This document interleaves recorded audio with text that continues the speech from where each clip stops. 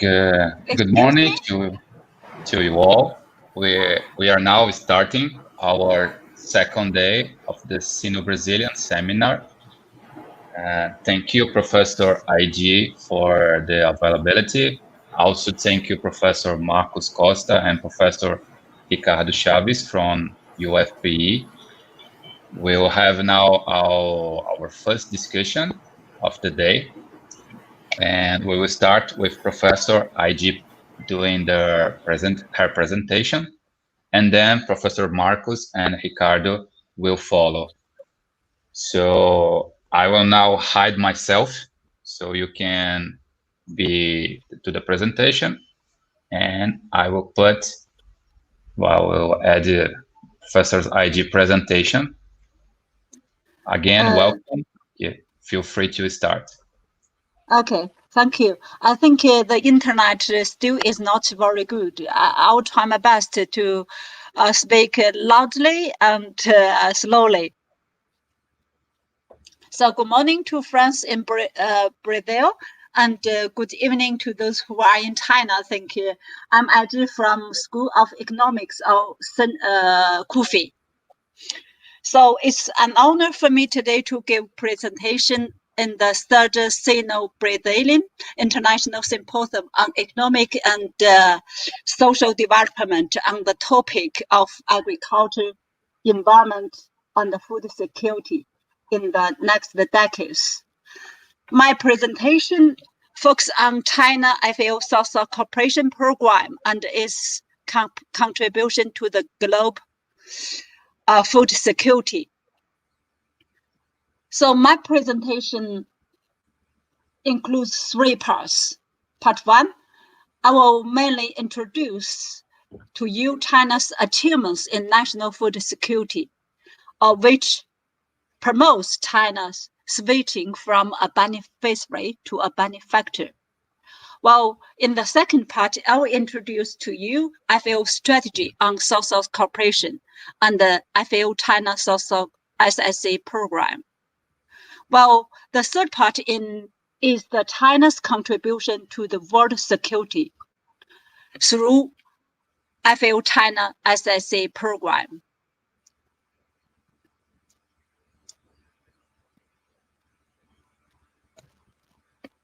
Given its limited farmland and a huge population, nearly 1.4 billion, China has always put the national food security as its first priority by being self-sufficient in staples,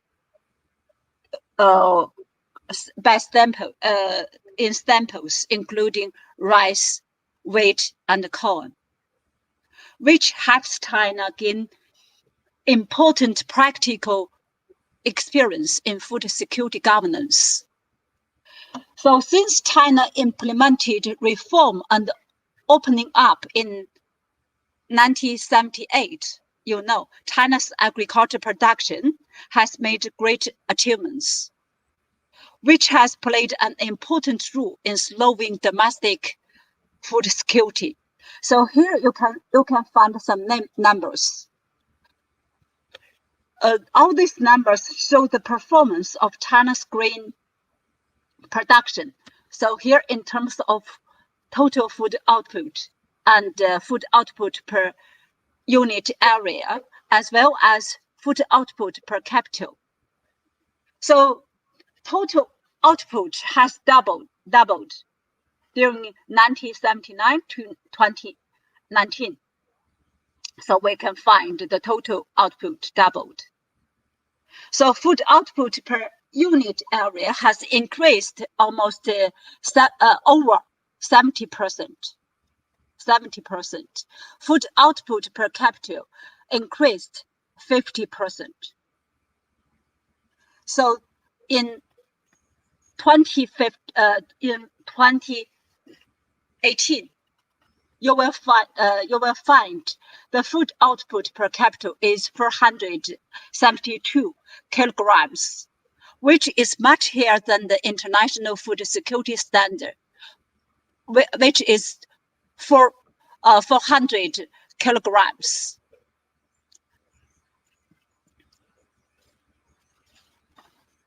China total grain output has increased for 16 consecutive years since 2003. Here you may find after China entered into WTO until 2019, last year, it was 664 million tons. As a result, the country enjoys absolute food security, particularly in staples just now I mentioned, rice, wheat, and corn. It has enough grain in stock to feed the big population for one whole year. China enjoys surpass domestic food production. You know, supply of grain vast outstrip demands in China. So you may find another story from these two graphs. Since 2014, the government has been carrying out supply-side structure reform in agriculture to boost the food quality, instead of only seeking to increase output. So you may find there is a slight decline of rice, wheat, and corn. Here you may see, rice and wheat as well as maize or corn, that there is a slight decrease since 2014.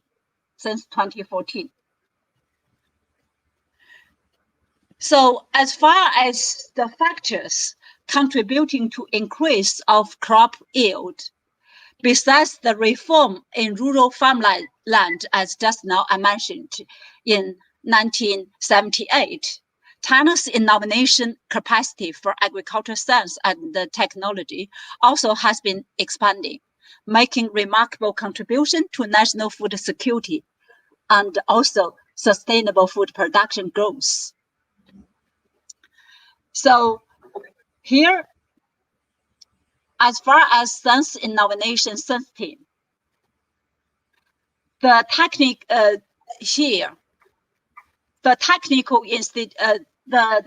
technical progress of here in agriculture, I think it has been more than 58%. And also, agricultural research institution has been established, probably over 1,000.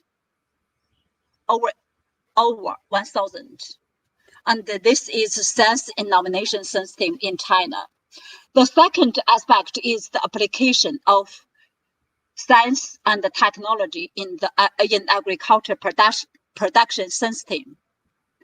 So up to now, the coverage of improved crop variety has reached 96%. And also infrastructure has been improved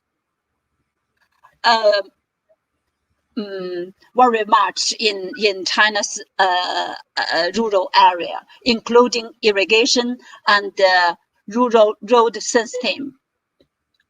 So here we also found that the mechanization in agriculture system has over 6-7%. And the rapid development of internet and e-commerce in recent years has played a very important role in promoting agricultural development, and it increased agricultural commodity rate and saved the post-harvest loss. And at present, in China, the contribution of digital agriculture reached over 7%, which is very, very high in developing countries. So China attaches great importance to being self-sufficient in food production. And according to the National Statistic Bureaus, China uses 71% of its total farmland to grow rice, wheat, and corn, and produce 10 to 20 million tons of surplus rice and wheat every year. But also, that due to the limited resource, China has to import some other agricultural products to meet people's needs. And the soybean, right?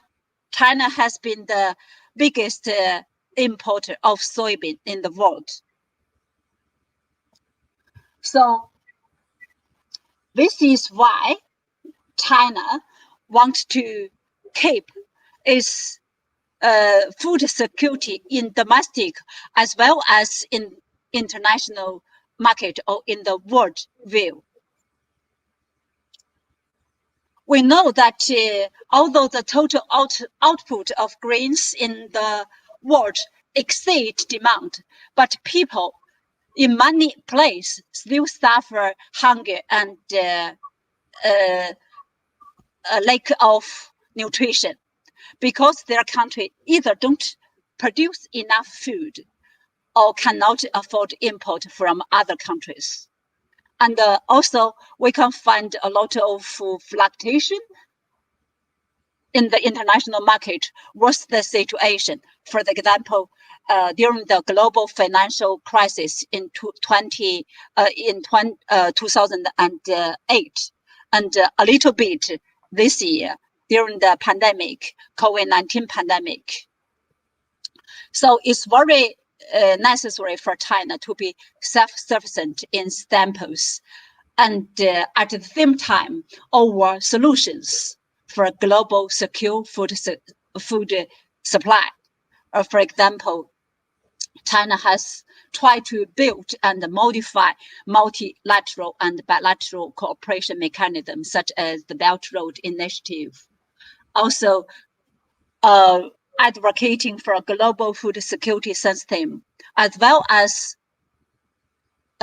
establishing a trust fund for China FAO Social Cooperation Program. I will mention later. And the next part I will introduce is the role of FAO, the Food and Agriculture Organization of United Nations, and is the role of facilitator to put forward the social cooperation.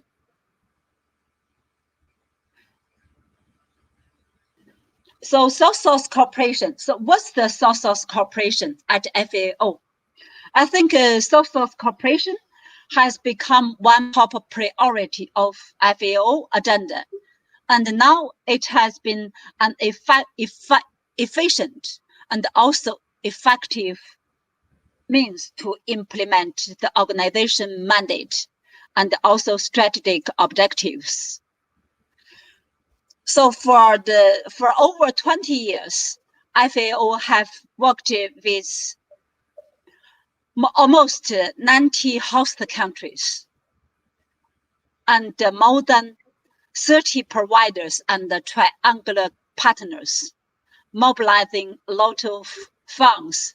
That is over 370 million US dollar for SSC and the triangular cooperation. And the current projects portfolio include 37 projects, the majority of which are being undertaken in Africa. So FAO is facilitating the exchange of developing solutions for all the South country in the world, from grassroots level to the top level of, that is, policymaker. So this is the mechanism of social cooperation. And also, South-South cooperation is play a very important role in implementing the 2030 agenda for sustainable development, and here especially for the objective of zero hunger of FAO. There are 70 sustainable objective of FAO. Here we can find there is a zero hunger for the second objective, I think. Yeah. And there is the procedure of SSC projects from planning to implementation and reporting. And all these are technical support from headquarters to regional office. And also there's some flagship SSC program. And here's, I will show you some typical funders, including China, Japan, Korea, and Morocco, etc. And let's move to the third part. China's contribution to the world food security through FAO China South-South cooperation.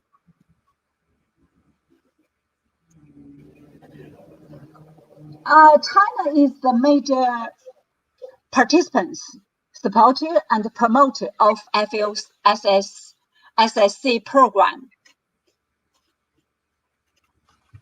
And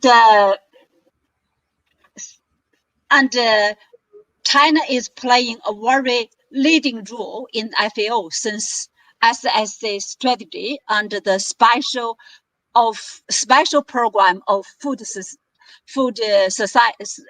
security in 1996, which was launched in FAO. So China is I think China is the first country to form a strategic alliance with FAO, and also contribute a trust fund. So I think this is the contribution of China through FAO's South-South cooperation program. China did a lot for world food security. So China is the first country to establish an SSC strategic ally. Just now I mentioned with FAO in 2006. Also, China donated 30 million US dollar in 2009 to set up the SSC trust fund. With a second donation with 50 million US dollar in 2014, up to 80 million US dollar. And this year, on September 22nd, in the 75 sections of UN General Assembly, China announced the implementation of a third phase fund, add another 50 million US dollar to make the donation to the total of 130 million US dollar. And this trust fund, more than 350 Chinese experts has dispatched to those reception countries. These reception countries are mainly in Africa. And this is the some general performance of China FAO Trust Fund for South-South cooperation.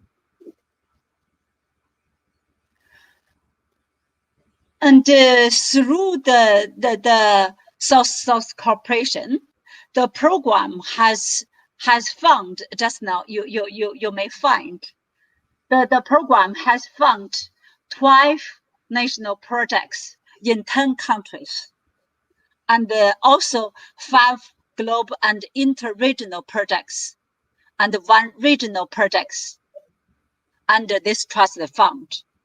Furthermore, more than 10 projects of different category has been approved and will be implemented in the next 2 years. So there's still more than 10 projects has been approved.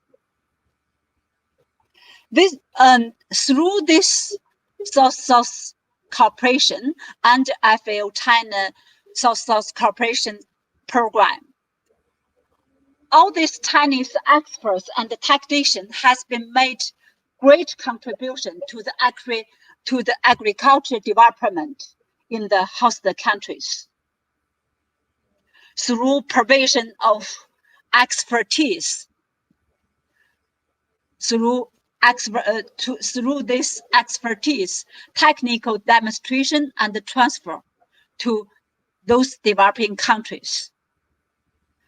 And also a lot of field demonstration and farmers' capacity development in the area of crop production, horticulture, also livestock and agriculture, agroforestry, food processing and marketing, and also agriculture mechanization and machinery manufacturing in those developing countries.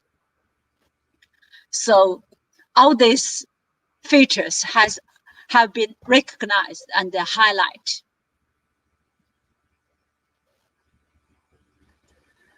And all these good results achieved by this program would not have been possible without the joint support and efforts from China, FAO, and all host countries.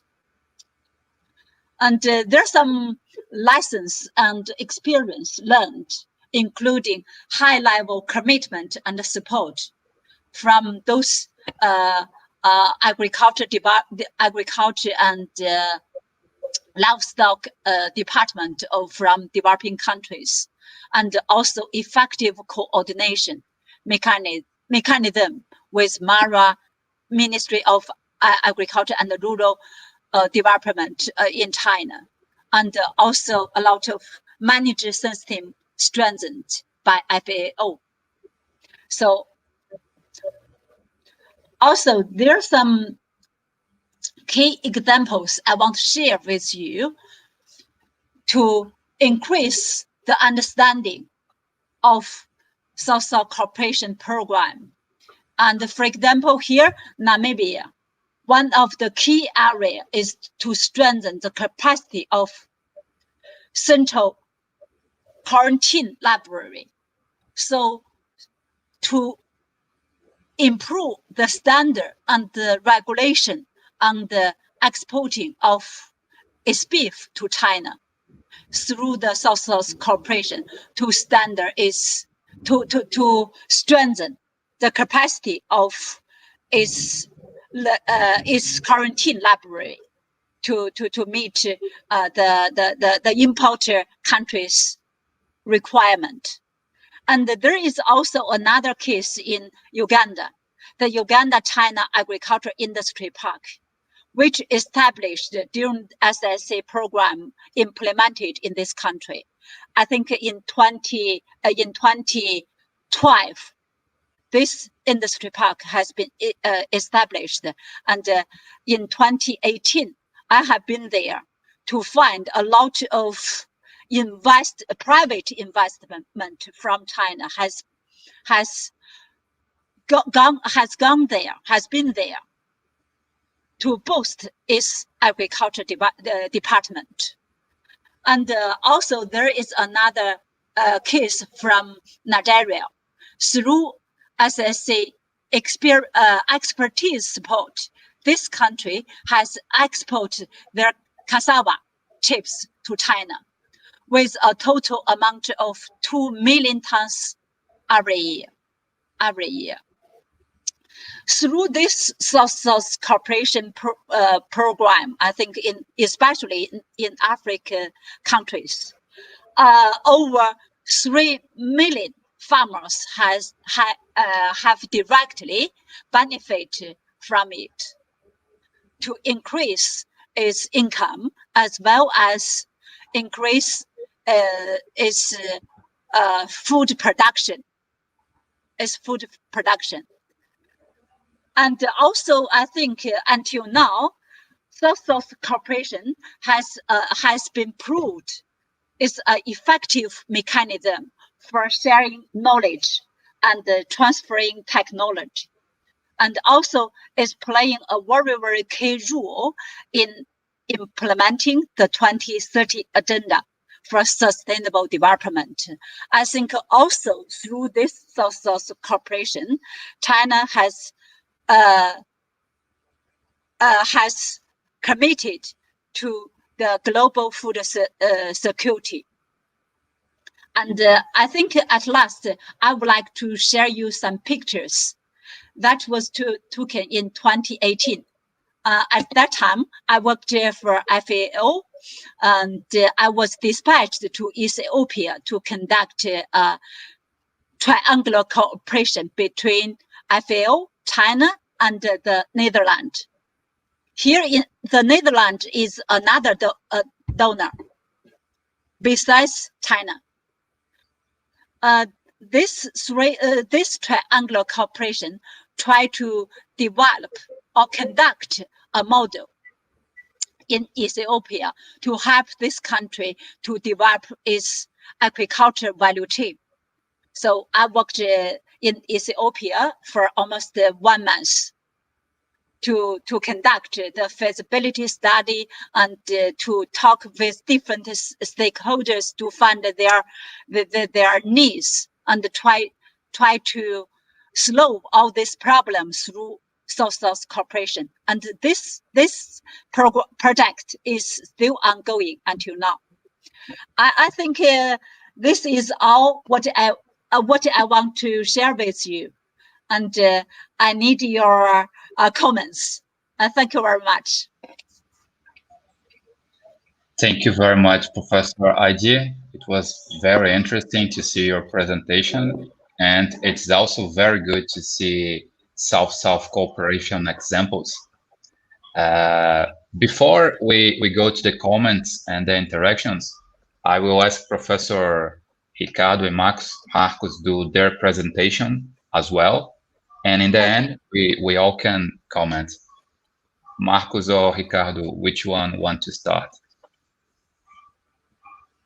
Oh, I can start, no problem. Okay. Okay, first of all, I would like to congratulate the Confucius Institute in Recife and hope that our cooperation with the Federal University of Pernambuco that get along, because it's very important for us. And I did appreciate the talk, the presentation of Professor Isaac, a very short and pragmatic presentation. I will try to put in the screen my presentation, which will be a little different, quite a little different. Just a moment. Okay.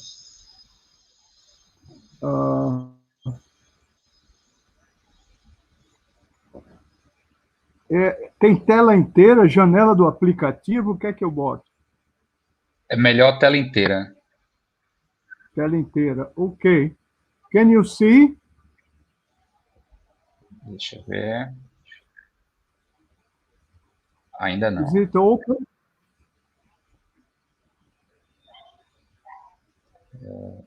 Ainda não. Tem mais algum botão para dar um OK, alguma coisa?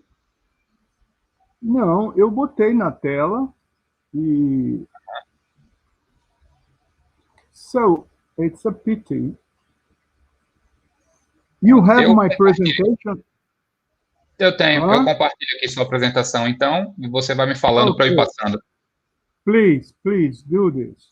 I don't know what's happening. Só um minuto.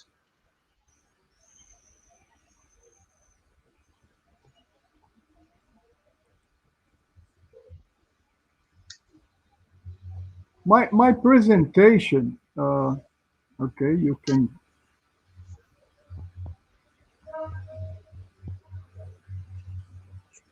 Ok, tá aqui na Okay, tela já.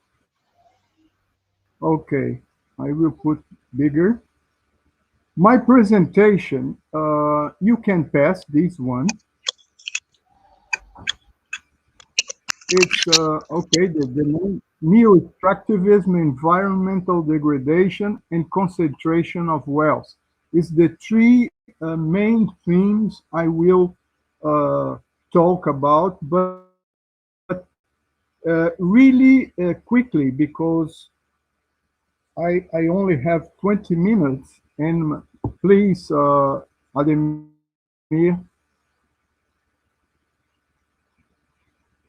Yes, the summary is like this. First of all, I decide first I sought in discuss compare Brazil China in agriculture, but I quit this and decided only to present Brazil and to listen more what is going on China by the Chinese. Uh, and my main question, even with these theoretical issues for a new rationality, is to ask how to build society with so many inequalities. Brazil, and I was wondering here, Brazil has the presidents of FAO for so many years, no? And we could, after the pandemic, invite Professor Agi to come to the northeast of Brazil, which is the most poor area in Brazil, because we have here in northeast a lot of peasantry, and also we have 28% of the population and only 13% of the income of the country. And finally, I will say something about the current Brazilian. I put a model, but I don't think really that we have a model in Brazil in those days we are passing. Uh, so please, another. Ademir. Okay. Is a kind of epistemic idea, and I know that it's quite hard. It's quite difficult to discuss in so little time questions, theoretical questions, as I will present here. But I will try to not tiresome you. But I put here that the recognition of new environmental rights and biocultural territory has been fundamental to legitimize a change in rationality in a process that ignore the ecological potentials and cultural values that have sustained our living planet. We are living, as you know, a big problem in terms of, uh, okay, you can pass for the other, Ademir. We are living in a big problem, world problem in terms of ecology, the ecological problem, the problem of the heating of the planet. And in Brazil, particularly, the government are doing so bad things in terms of the Indians, but not only in the Indians, about the Indians, so many tribes that we have here, no? The survivors of the colonization, the Yanomami, for instance, in the north of Pará, they are dying. because of the entrance in their lands of the garimpeiros, the people that look for, for gold, the people that look for metals and so on. And they are getting diseases of these people, and also the burning of the forests to make a place for the cattle. Okay, this is very serious. I really, my presentation is a bit sad because of the status quo of Brazil today. Please, Ademir, Professor Ademir, yes. So another stance on regarding the crisis of scientific knowledge. What I want to express here is that if we have a scientific standard, this standard came from Europe normally. It's a Eurocentrated ideas, philosophies, principles that had ignored the society inscription in nature, but it has also disciplined knowledge with a division of scientific work that more than a solution has become a part of the challenge we are facing. One of the things, if we consider the tripod of the colonial period in Brazil, that it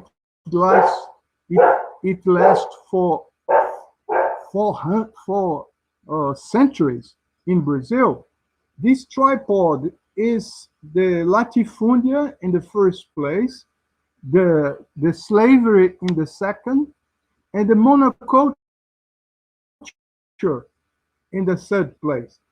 The only thing we changed from the 1500, from the beginning of Brazil, beginning of the colonization, we changed slavery. But we have a peasantry very poor until today. No? The other, 2 points of the tripod, they are still the same. Okay, please.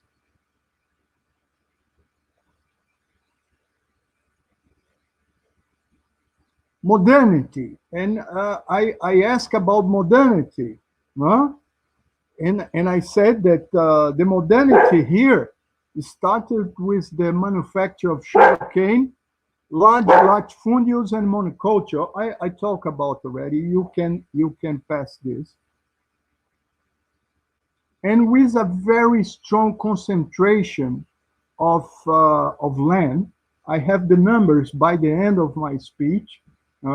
It's a very strict system in agriculture, with its very, very, very concentrated land, and lasting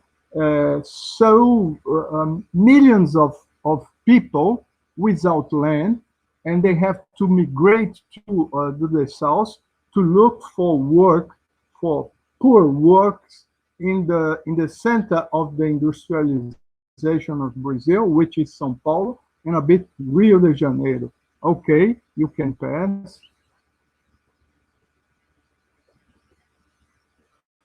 Okay, the motto, the gear, no, is the commodification of life, which submits, in a stance, nature, people, to the limits of exhaustion.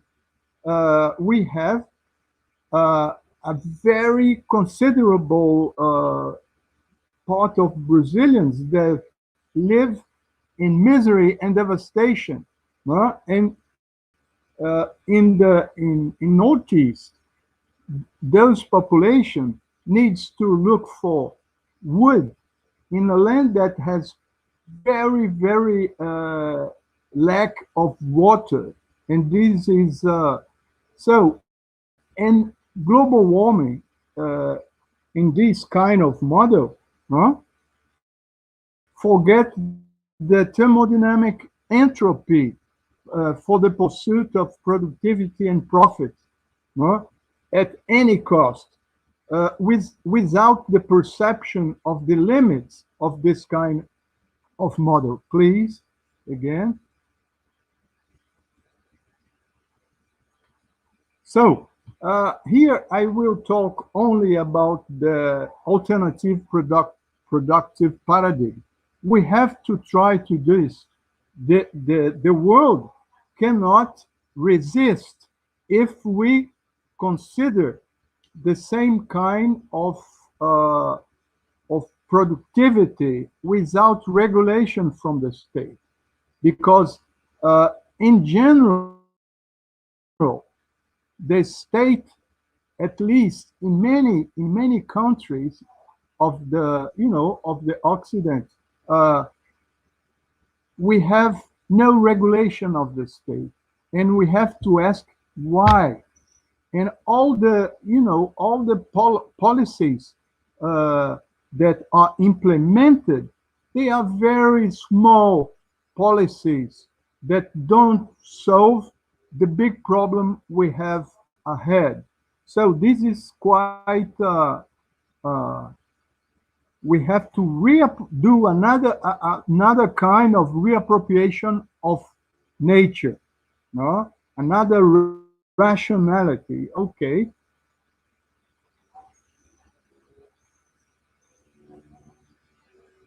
So here I quote a very important I say anthropologist of nature, that is the Mexican Enrique Leff, and he says the appropriation of natural resources of the tropical countries and the exploitation of the work of the indigenous population of the regions colonized by the Europeans fulfill the strategic function of expanding capital. And I ask for you, in what we change? Brazil get into substitution import to do some industry.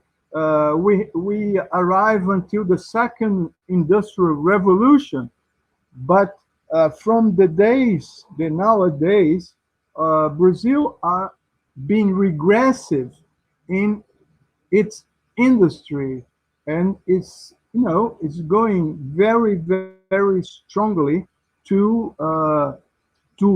have this support on the agro business, which very few demand for people, and with a large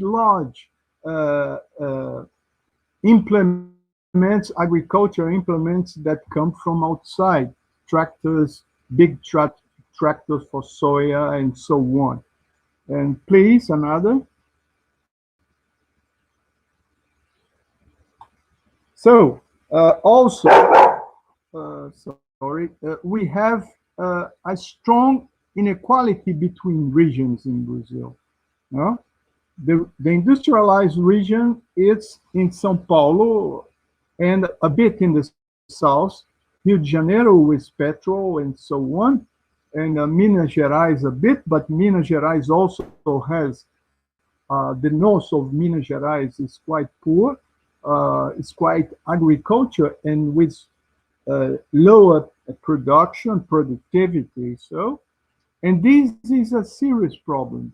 And again, I will say that will have uh, a very important cooperation with China to compare afterwards what is China is doing for their poor regions in terms of poverty, in terms of water, in terms of no, lack of forest and so on, with what we have here in the northeast of Brazil.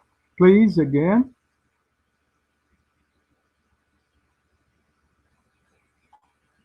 So this is another stance I cannot develop here, is the inappropriate technological standard.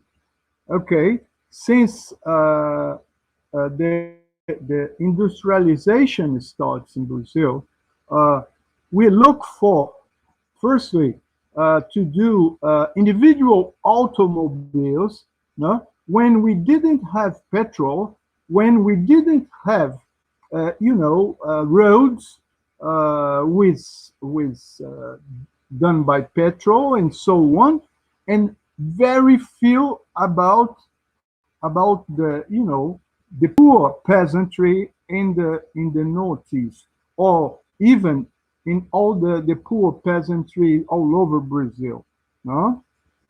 And these inappropriate technological standards, they generate degradation of ecosystems, soil erosion, depletion of resources, and extermination of culture in the hinterland. Okay, please, another.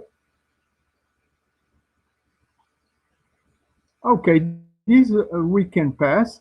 That so here in Brazil, it's a quotation, because in Brazil we had many theoretical and very good scientists, as Celso Furtado and others, that Rui Mauro Marini, a lot of people that talk about the development of underdevelopment thing. We are rediscussing this theoretical frame, but I think that they are quite wise to understand uh, uh, 30 years ago what is we pursue, not doing the same. Uh, Exploration was most effective when old world farming techniques were introduced. Please, so that we have a problem of technology, that technology are not adequate to the situation we have in many parts of the country. Please, again. The solar, energy that we have here plenty in the northeast in Brazil. We are only now starting to work with solar energy. And I know that China is a huge producer of the plaques of solar energy. Okay, the other side to explain, at least for Agi, is that our family agriculture, they are very, they don't have incentives from the government, very low incentives, very low techniques adapted for the kind of knowledge. And also, Celso Furtado talked about that our peasantry lives with very short of money, and this is a problem with because they cannot afford the produce that are being doing by the production of first industrial revolution. So our industry has a structural problem in not having a big market for consume for demand of these uh, people. Please, another. Other mean, yes, this is a picture of our colonization that stayed for 400 years.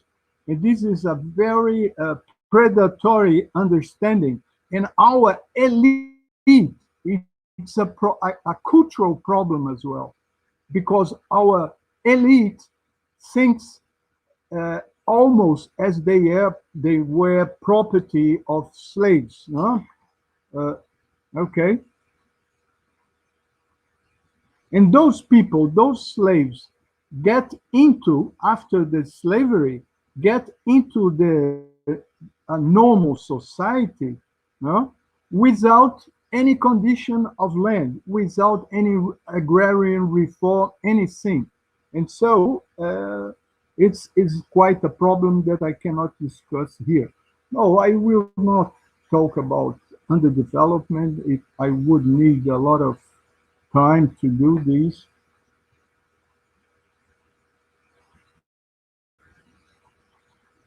Okay, Bororo is a tribe in Brazil that is being exterminated, and the name is exactly this, extermination. Okay, ahead, go along. Okay, uh, Ademir, I know that I already have 20 minutes. No, could you pass the last slides? Where, where are you? Puder adiantar um pouquinho para Yes, estourar o prazo, né? yes, please. At the end, I will give more in detail, more numbers in Brazil, no? Quer que eu passe para algum slide específico para poder fazer um fechamento? Yes. Yeah, these are okay. Okay, these are lectures that books that I am suggesting the people from learning. Okay. This, please return a bit. No, another one. Esse daqui? In back. Okay, and I will concentrate my ending in these three. First, the facets of the current Brazilian model. And there are many others, but I establish 8 of them. The first one, and I think that is very important, is the neglect, unfortunately, of state regulation on the environment. Okay, this is very serious. The government is destroying, all the control we have on the Amazon or in the Cerrados, which is a huge region with a lot of water in Brazil, and they are putting down all these policies, the policies of regulation on the environment. The second is predatory agriculture, cattle and soybeans. Okay, this predatory agriculture made that the fire of the forest, and the fire of the Pantanal is destroying not only forest, but is destroying water, destroying biodiversity. It is quite a scandal. It's an international scandal now. And in destroying the Amazon forest to put more cattle or to put more soybeans, we are destroying the possibility of the forest in the Amazon to bring water from the sky until the Mato Grosso, Goiás, Tocantins, which are the biggest producers of soy. And there are rivers. This is a phenomenon already established by the scientists. The Amazon do a cycle of water from the north to the central east, west, we call rios voadores. The third thing is the lack of support for small farmers. This is very strong, and this is very, it's a very old practice in Brazil. And at the same time, the peasant family are those who put the food of the table of the Brazilians in the quotidianity, because the big farmers, they do they product for export and not for the eating of the people of the majority of the people in Brazil. Fourth, there are vegetative extraction. I already talked about deforestation, burning, water scarcity. There is Brazil, which is a country that was, we call abençoado por Deus, blessed by God, with so many water. And now, Professor, mais um minutinho para poder fechar, pode ser? Okay. Soil depletion, pollution of hydrographic basins, and an absence of housing, sanitary sewage, and waste treatment. Mais duas só, and I finish. Okay. In the present government, Bolsonaro government, it's a government with authoritarian tradition that support the oligarchy and the patrimonialism, elites linked to non-national interests. They are anti-people, clearly. Country ruled from outside and without sovereignty, or a very low kind of practice of sovereignty, destruction of the Amazon, economic structure based on livestock, soil, and mining, and a reprimarization. And I will finish, please, another one. Oh, okay. Here. Land concentration is absurd. When we know that in China, the one mu is the measure for one family, no? With at least 2 children. No? In Brazil, 3.35% of the establishment over 2,500 hectares, they own 61% of the land. This is abhorrent. This is it's difficult to find any country in the world with such a concentration. At the other hand, we have 68% of the establishments with up to 100 hectares hold only 5.3% of the land. So this, in my understanding, is one of the main, it's not the only, we have many other problems in Brazil, but this kind of problem, it's terrible, because we are staying as a country produced of soya, and cattle, of meat, for the rest of the world, and we are producing poverty inside the country. And please, another one is the last. Tá bem no tempo já estourado aqui. Okay, obrigado. So, Okay. Comparing to 2018, please. Only to Azi, no.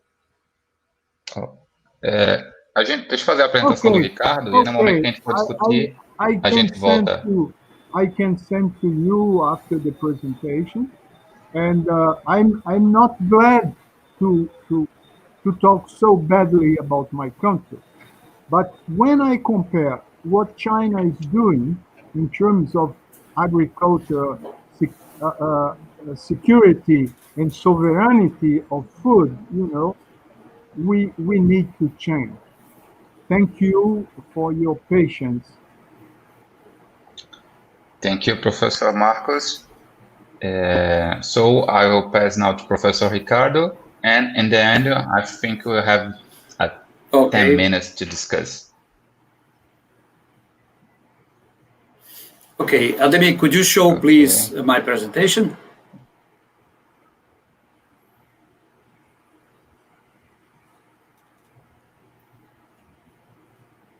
Yeah, mathematics. Okay. Well, can you hear me well? Yes, very well. Okay. First of all, okay, thank you. First of all, I would like to thank the sponsors of this meeting, Confucius Institute, CUF, UPE, and UFPA. Those are the sponsors, and I'm very glad to be here. I would like also to thank Professor Ademir, Professor UIG, Professor Marcos Lima for being here talking about this relevant subject with us. Well, first of all, I would like to tell you that our current global agricultural system or food production system, it dates from mid 20th century, more specifically after World War II. There was something that was called Green Revolution. And the Green Revolution was based on high yield varieties, seeds with high yield varieties, and technological package, use of pesticides, irrigation, machinery, and so on. And my presentation today is an attempt to show you that this model is over. We cannot assure food security for the next 30 years with using this model. That's what I would like to present to you today. Next. Just to show you a little bit of what we have today in terms of food security. And this data is from FAO and from World Health Organization. For example, we have today about 690 million people hungry. Also, we have 2 billion people overweight. Of those, 650 obese. Why are those people overweight and obese? We're going to be talking about this a little bit. The food production focus is in commodities. That is, the bulk, most of the production of food in the world, the global supply chain is focused on fat, sugar, and carbohydrates. And that's why we have 2 billion people obese or overweight and part of those obese. And also, we have nowadays, if you take a look in the World Health Organization website, you're going to see that we have one thing called hidden hungry, which is a deficiency of micronutrients. As the focus is in commodities, soybean, corn, and other, this type of commodity, sugar, and so on, there is a big lack of micronutrients like iron, iodine, vitamins, and so on. There is also an overuse of chemicals and additives in the food industry, okay? And that is very harmful for our health.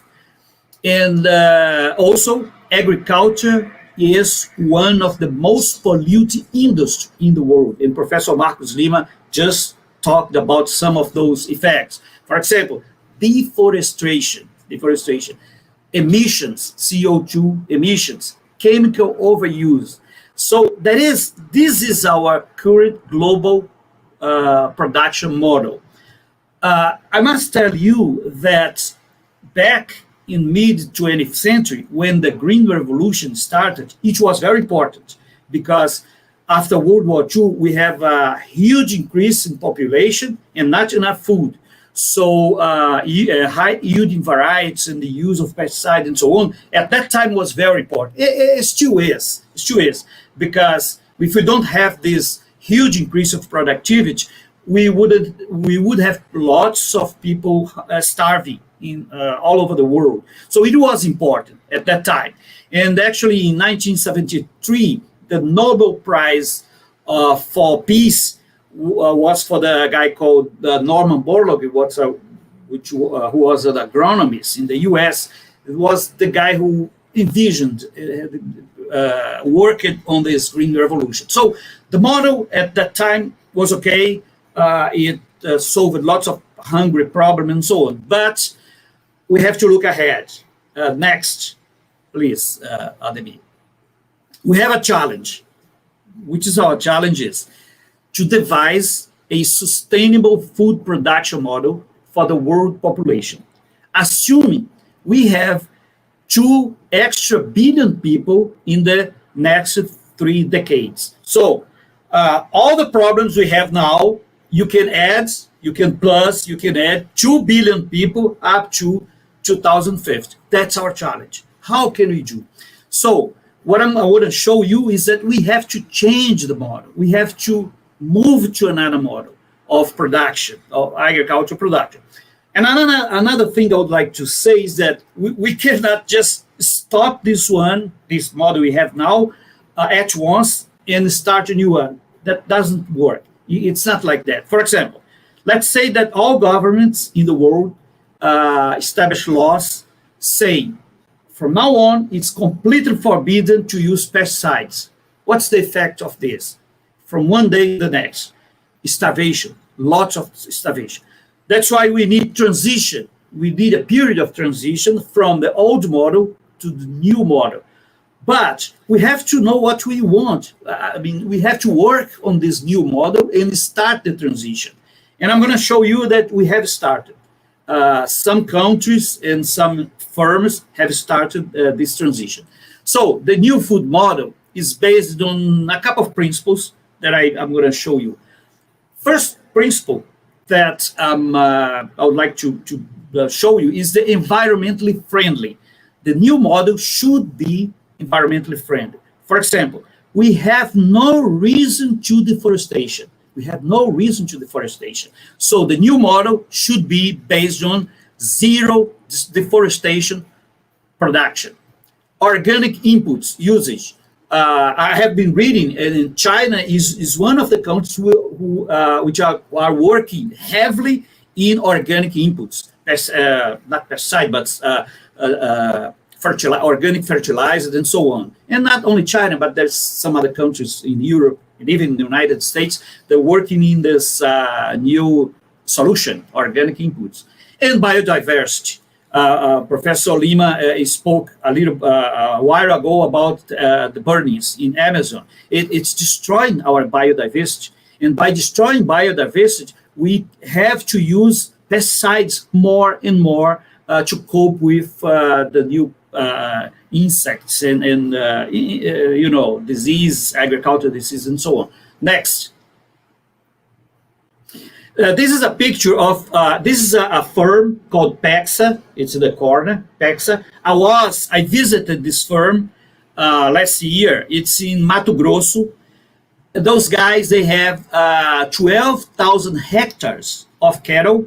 They never cut, they never chopped one tree. They produce cattle in a system of zero deforestation. One of the things that I asked them, how can you do that? And they said, in the region, the average of production in the region is one animal for one hectare. A PEXA produces 5 animals in 1 hectare. So its productivity is 5 times the region. What do they do? Technology, only technology. They use the best technology. So they are in 12,000 hectares. They do not grow, they do not cut trees. And their products have a premium. They sell their meat in the international market at a premium, higher price. So being sustainable, pay. Being sustainable is profitable. That's another thing I would like to show you. Being sustainable is very profitable. Next, Ademir. Second, you have to be economically feasible.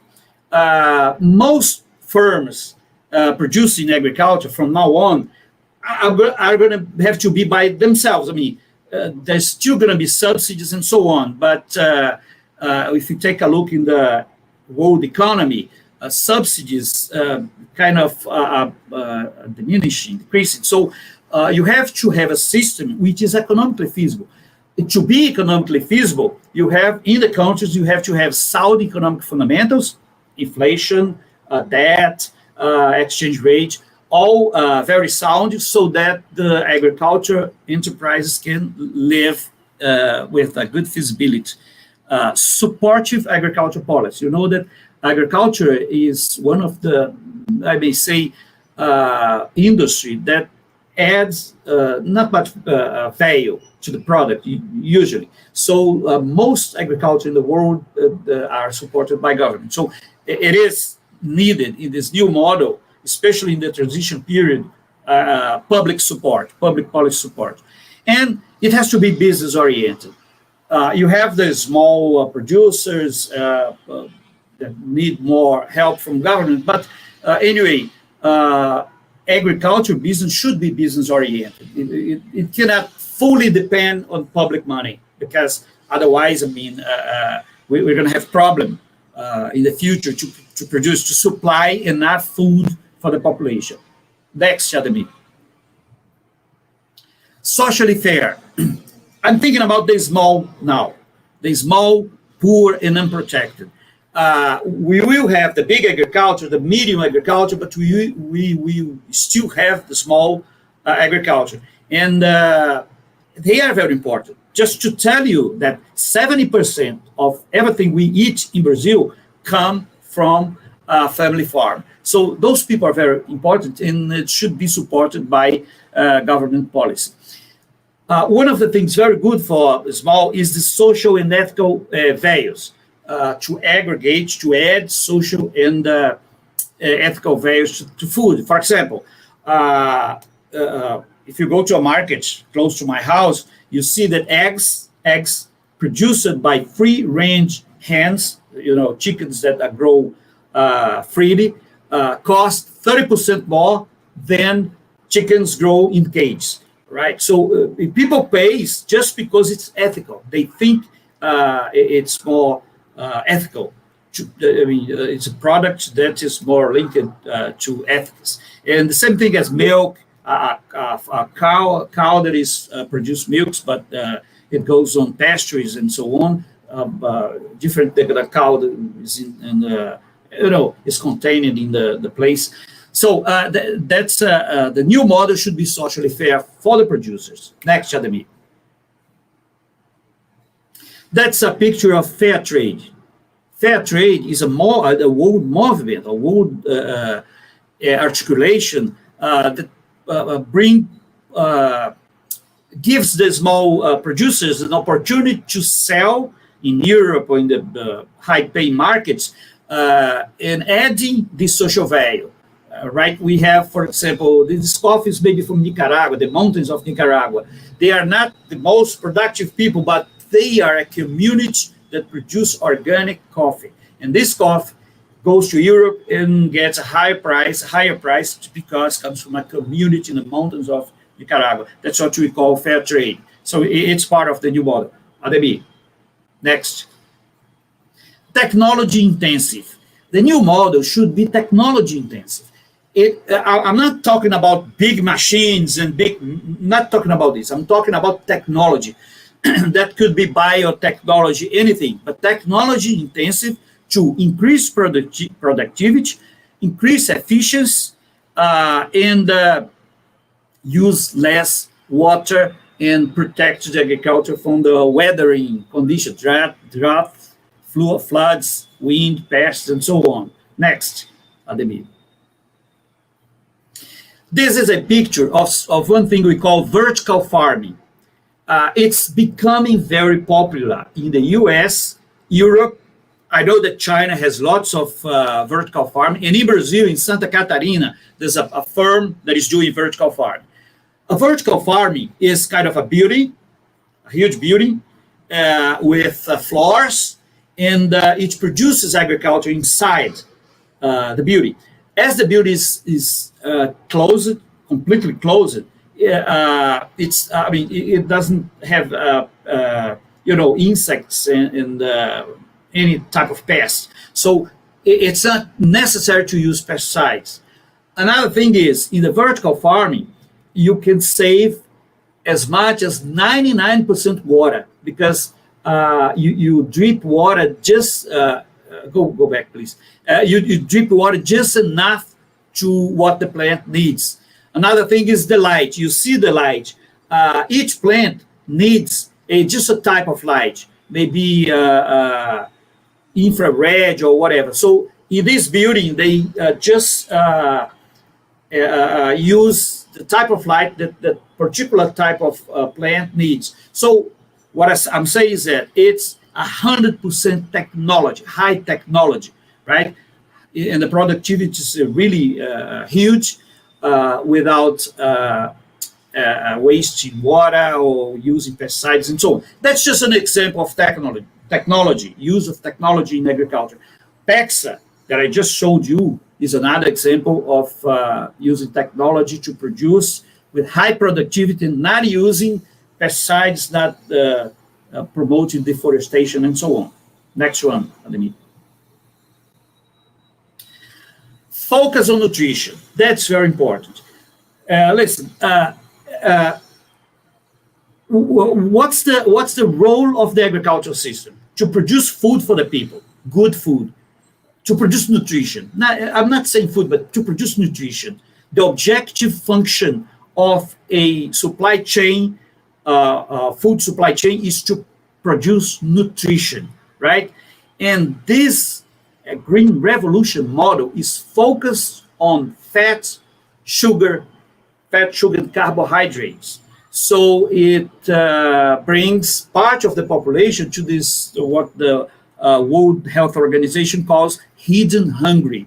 The guy is not consuming all the nutrients that he needs, but he doesn't know because he's eating fat, and fat is enough for him. So what we propose, diversification of food production, balance of macro, you need the macronutrients, you need fat, you need sugar, carbohydrates, but you need micronutrients. And our current model, food model system, is focused just on the commodities, soybean, corn, so those are important, very important. But you have to also produce and make it available to the people, vegetables, fruits, many types of proteins and so on. Chemicals and additives. Food industry today overuse chemicals and additives to improve flavor, improve flavor and improve taste and so on. And that's really bad because it's cause degenerative disease and so on. Next, Ademir. Reduce food loss. It's a shame that nowadays we have 14% in average loss of food all over the world. And for some regions, in some countries, the food loss could come to 35%, more than 1/3. That is, I know that I read recently in Brazil research about soybeans, and they say that when soybean leaves farm gate and go to the harbor to be shipped, they lose 20%. 20% is lost on the way, right? So food loss, I have been reading about this. Food loss and waste is something amazing in the world, in the global, in this current global agricultural model. So we have to do something about this. Food loss and waste misuse productive resources. That is, to produce food, I use water, I use labor, I use land, I use it so on. And if one country had 35% of food wasted, means that I wasted not only the food, but the resources to produce food. So it's very inefficient. Okay, Ademir. That's just a picture of food waste. Next one. Diversify protein sources. Professor Lima spoke a little bit a while ago about the cattle, and he's right. Part of Amazon deforestation comes from soybean cattle. So it is very important in this new model to diversify protein sources. And we have lots of sources of protein in this concern. For example, seafood consumption. Brazil has a huge coast. It could be using lots of sources of sea protein, and it's not using so much. Lots of vegetables rich in protein. Last Saturday, I was in a meeting, and there was a lady from Maranhão. She was a specialist in mushrooms, and she was talking about mushrooms. Lots of mushrooms with high levels of protein that you could use them like meat, right?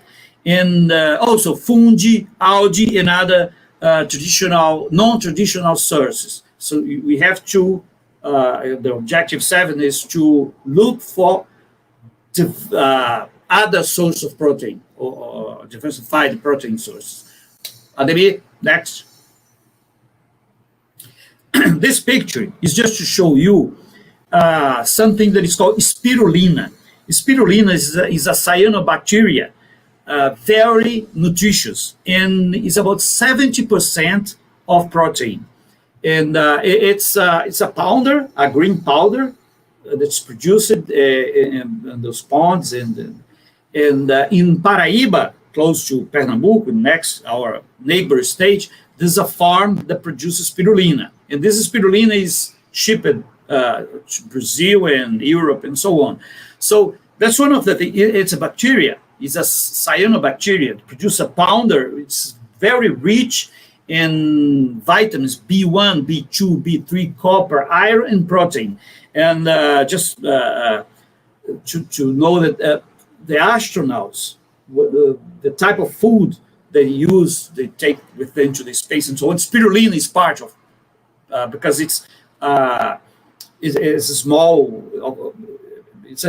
powder. I mean, a small quantity of spirulina gives you lots of nutrients. Okay, Ademir. Biofuel and food security.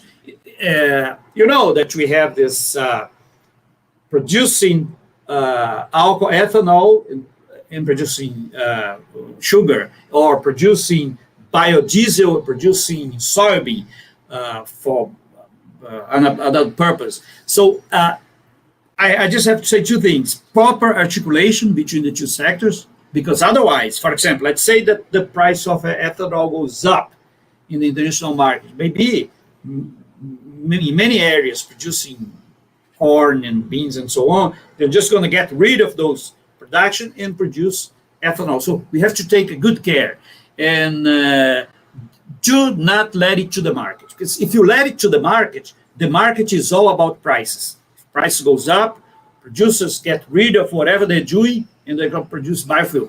Now, I'm not saying that I'm against biofuel. It's renewable, it's clean, but it has to be a good articulation with food security. Otherwise, the country and the world has to have some problem. Ademir, next one, just have two more. Well, just a picture of ethanol mill. Next one. Food safety. Food safety is about, we live in this pandemic, COVID-19, and from now on, this subject of food safety is going to be very important for the world. You know, in all those marketing lines and logistic lines, the issue of food safety is going to be very important, because when you export, for example, soybean from Brazil to China, you can be shipping a virus or something. So for the new model, the country should be very prepared to take good care of food safety, to produce food and to ensure that the food that is shipped is safe without virus, bacteria, or any other microorganism that could ship disease to other countries and so on. And last one, minimum food intake program. You know that that's FAO data. We produce enough food today for 10 billion people. We have 7.5, but we produce for 10 billion people. But at the same time, we have almost 1 billion hungry. How can we understand that? We produce enough, but we have almost 1 billion hungry. So we need to have minimal food intake programs in the world. That is, the new food production system would have to take some care or some measures to assure that food production will get to the end. I mean, to the people who needs those products to feed themselves, right? So it is very important. I'm talking about a new model, a model that is sustainable, that is diverse, but a model that is nutritious, but a model that delivers food to the people who need to eat. That's to me, that's a complete new model of food production and distribution in the world. Next one. Thank you very much. Obrigado. CC.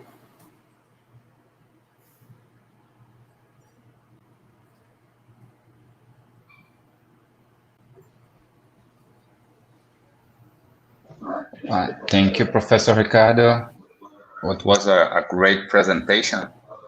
Well, once our time is really tight, I will ask to finish our discussion because we have a next one and it's late in China.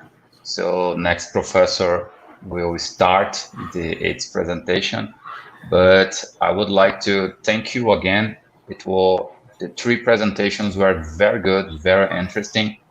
I think maybe we can discuss later, do some research partnership and understand well how things are being doing in China, examples of South-South cooperation, how we can deal with this new scenario. So Professor UIG, thank you very much for your availability. Professor Marcos, Professor Ricardo, thank you very much. Bye-bye. Thank you.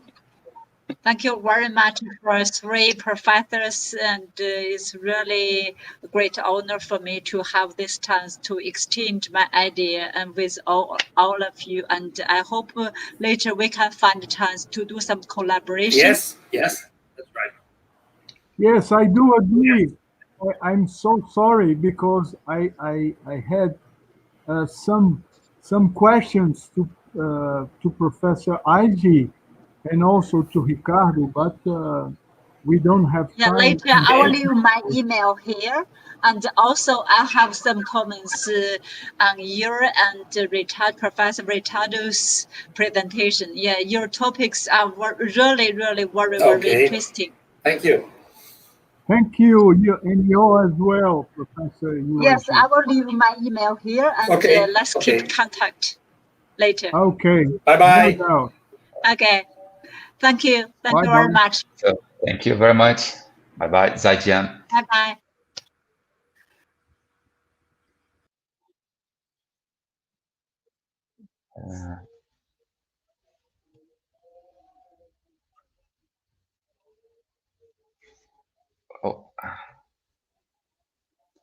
Okay. Hello. Hello. Hi. Hi. You three can hear me well? Okay. Welcome, Professor Leiju Chiu.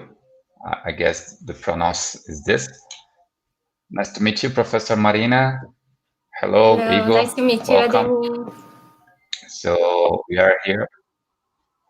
Yeah, we are here in our second presentation, and we will discuss a little about the COVID-19 effects and cities, maybe in our universities. The whole world had to deal with this.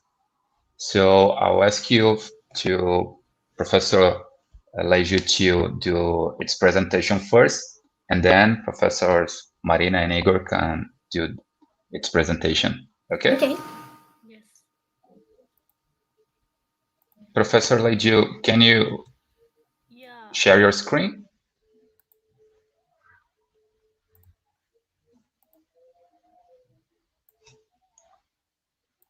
Can you see it? Okay, now? Done.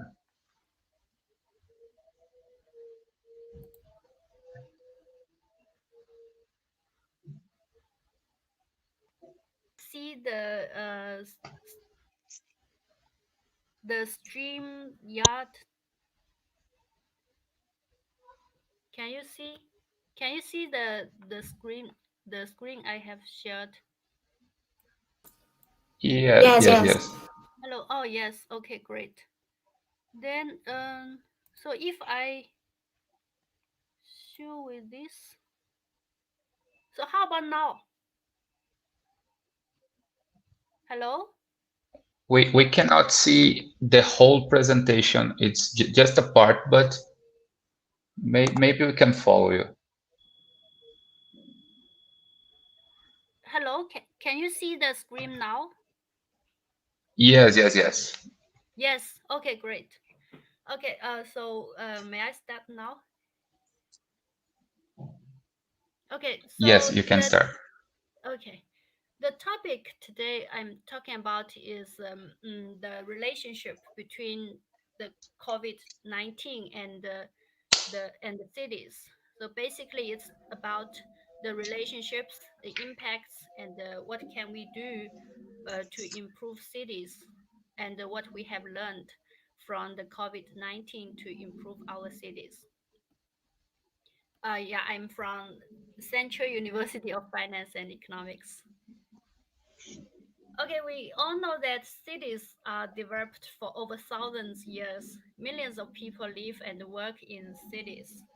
They interact to learn and create and to enjoy the services and benefits provided by cities. And this is Wuhan, and we know that Wuhan it is large city in the middle of China. It is over 8,000 square kilometers and has 11 million permanent resident population. The first case of the coronavirus disease we call COVID-19 was confirmed in late 2019 in Wuhan. Since then, it has become a pandemic over cities globally. And why does the pandemic affect cities?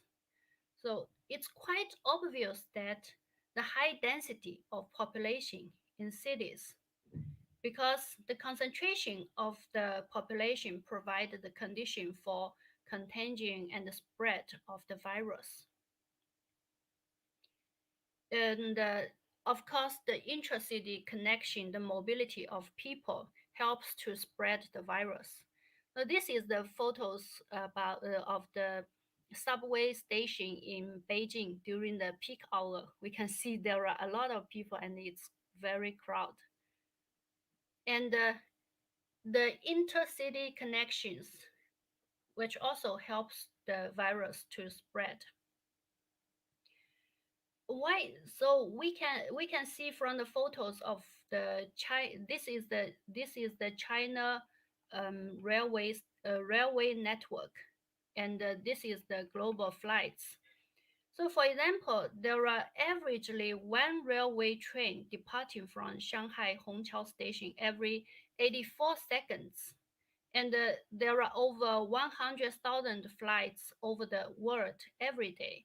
So, in no doubt, the population mobility and the connection of cities are the reasons for the global pandemic. However, some researchers they found that, for example, Fang Wanli and Simon Waba, they found that they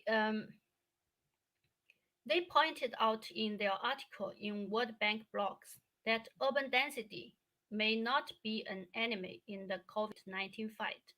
They show the relationship between population density and the COVID-19 confirmed cases. So they find out in Wenzhou and Xinyang, these cities in China, the population density is lower, but the infection rate is higher. Urban density might not be the only reason for the spread of the coronavirus. They said city, public health management might be more important. The relationship between city and public health is complicated. In history, before the 19th century, the lifespan of urban residents is shorter than that of countrymen averagely. But now we know that the reverse is true. Researchers have given many reasons: better nutrition, better health care, cleaner sewers, better social health, environmental and occupational safety management, all of which make cities very livable. And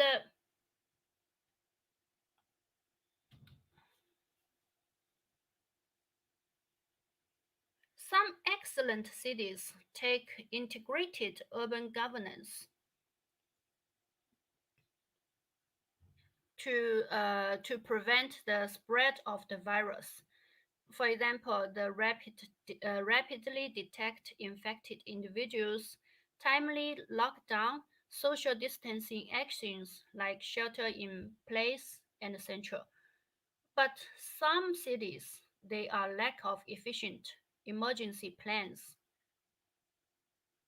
And even for excellent cities, the cities cannot give equal protection to all residents. There are some photos I found from the internet and also from some articles. So when the pandemic break out, the shelter in place need more rooms and housing. The first photo shows the living condition of a dormitory for migrant workers in Singapore. When the virus infects workers in dormitories, the number of cases increased dramatically in Singapore. The second photo shows a temporary homeless shelter set up in parking lot in Las Vegas. The control of the virus spread in the slums and also some conditions like the dormitory and the homeless groups, it is usually very challenging. So these are the reasons that the pandemic can spread in the cities. Okay, so what is the impact of COVID-19 on cities? We know that during this period, even now, maybe in China now we only have a few cases, but I heard now in European and the US there's even the second wave of the pandemic. And we can find out during the lockdown and also the social distance actions taken, like shelter in place and others, we can see some photos first. Uh, the one on the left side, we can see that is the Great Wall of the usual time. There are a lot of people who visiting the Great Wall, and this photo is when I took my sons to the Great Wall in July uh, this year, and there's only few people um, to visit the Great Wall. Almost everyone stay at home. And this is Wuhan. The Yellow Crane Tower in Wuhan is very popular. And we can also see the comparison between the usual time on the left side and also this is during the lockdown period. We can see that there's almost no one on the street and also on this famous place, in this famous place. Okay, so the economic loss of cities is obvious. The outbreak has a significant negative influence on city. For example, the city tax revenues, citizens' income, tourism, and hospitality. Um, Smaller and medium-sized business. I think Professor Yu Pengshi has a talk about this. And the urban food supply chain, migrant workers,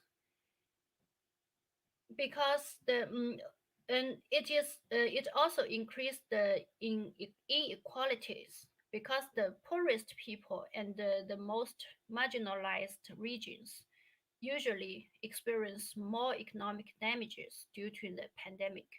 We can also see that during the lockdown time, we because breakout is happened during Chinese New Year. Usually it will be very crowd, but we can see there's no one in the street and all the shops are closed. And there are also other impacts. Drugs used for treatment of COVID-19 patients may pollute freshwater resources. We can see some news in India and in Iran, the freshwater resources are contaminated. Some cities lack appropriate levels of green. Professor Leju, excuse me. Your slide is not fully appearing to us. Could you do in a small window? Pardon? I cannot. The presentation is not entirely appearing to us.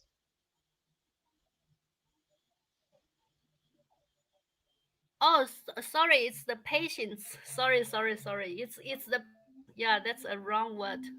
Thank you for pointing out this.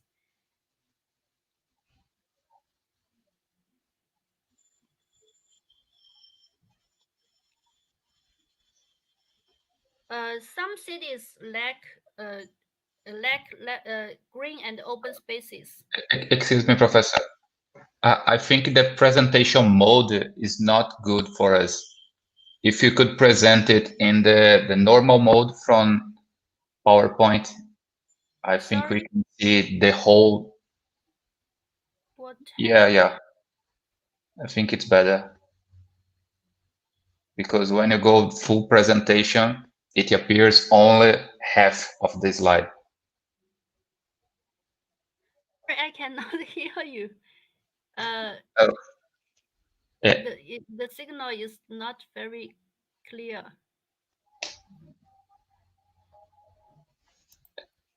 When you go the presentation full, we can only see half of the slide. Maybe you could present in this way. Sorry, can you just write in the can I Okay. Sure.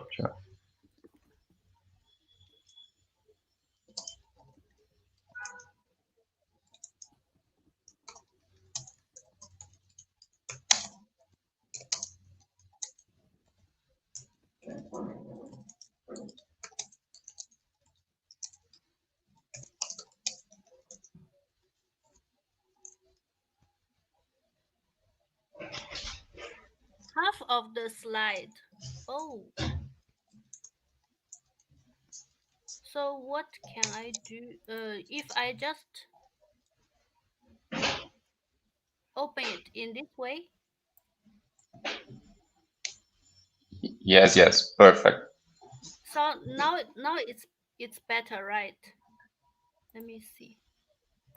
Yes. Oh, okay, great. Sorry. Okay, great. Okay, some cities lack appropriate levels of green and open spaces to meet outdoor exercise and the recreation demands of their citizens. So, this situation may have a negative impact on emotional and physical well-being of their citizens. The pandemic may also increase negative attitudes towards the public transportation because the public transportation now is already very crowded, and then after the COVID-19, people may have the negative attitude on it. Okay, then what can we do to improve cities? We know that when there is challenges, there's always opportunities. So we can have a better urban design. Um, we can design appropriate levels of green and open spaces for the citizens.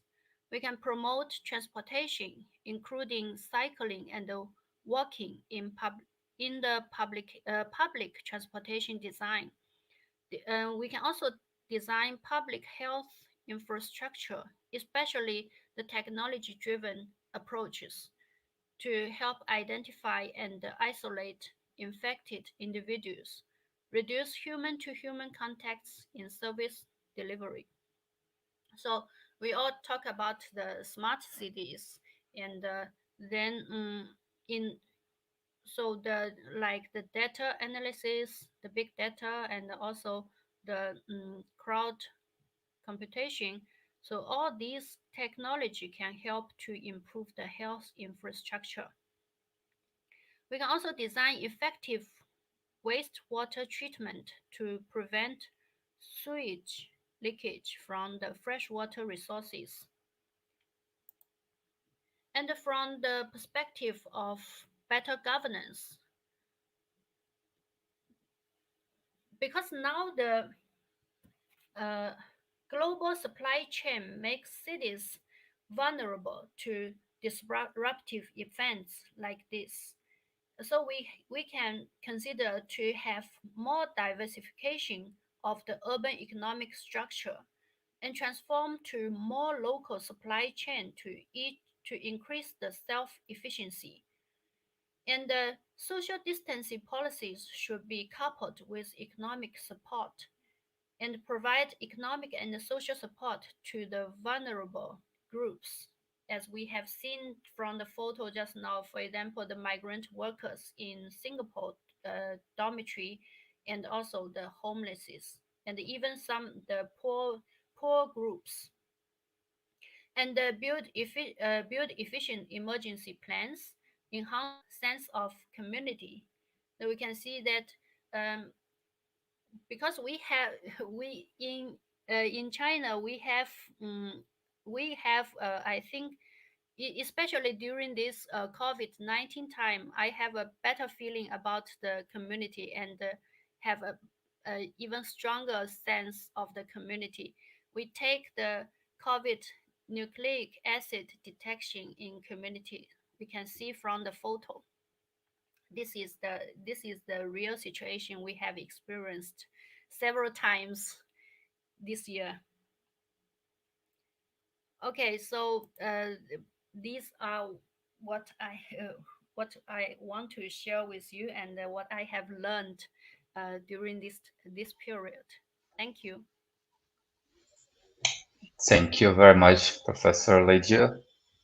It was very interesting to know how the things are happening in China. And now I will ask professors from Brazil to do their presentations. And I think in the end, we can do some discussion. Who wants to start? Marina or Igor? Ladies first. Okay. Okay, so I'll share my screen and you guys just tell me if it's working properly.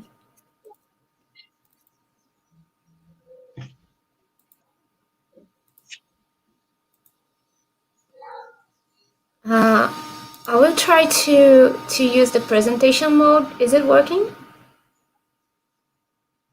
Yes. Yeah. Yeah? Can you see the entire slide or? Perfect. Yeah. Okay. Okay. So let me start first presenting myself. My name is Marina and I'm a professor of the University of Pernambuco. And today I will talk about the impact of COVID-19 in Rio de Janeiro.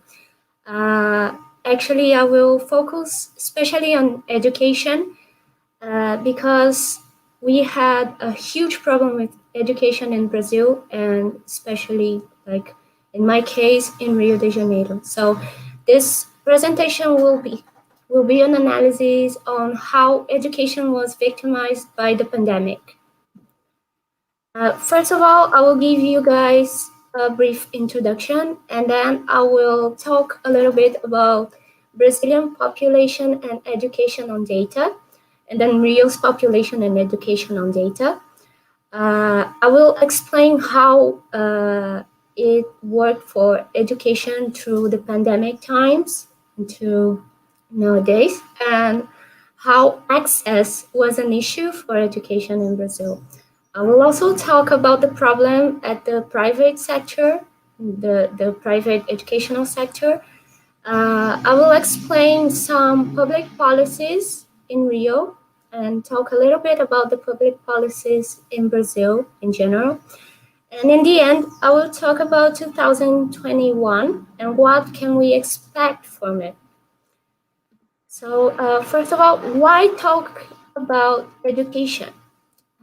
First, I will have to explain a little bit about my experience. I am also a teacher for basic education in Brazil. And since the beginning of March 2020, schools in Rio are facing the most concrete impact of COVID-19. The education, as we all already know, is the education is a very important element for development everywhere. So the education has been, here in Brazil, one of the main victims of the pandemic. And therefore, this presentation aims to show through data how education in Brazil and Rio de Janeiro was affected by the virus. So the Brazilian population in 2020, according to an estimate by the Brazilian Institute of Geography and Statistics, is around 211.8 million people. So this is the estimate for this year, okay? And according to the Anísio Teixeira Institute of Studies and Research, we have now in basic education 47,381,667 students.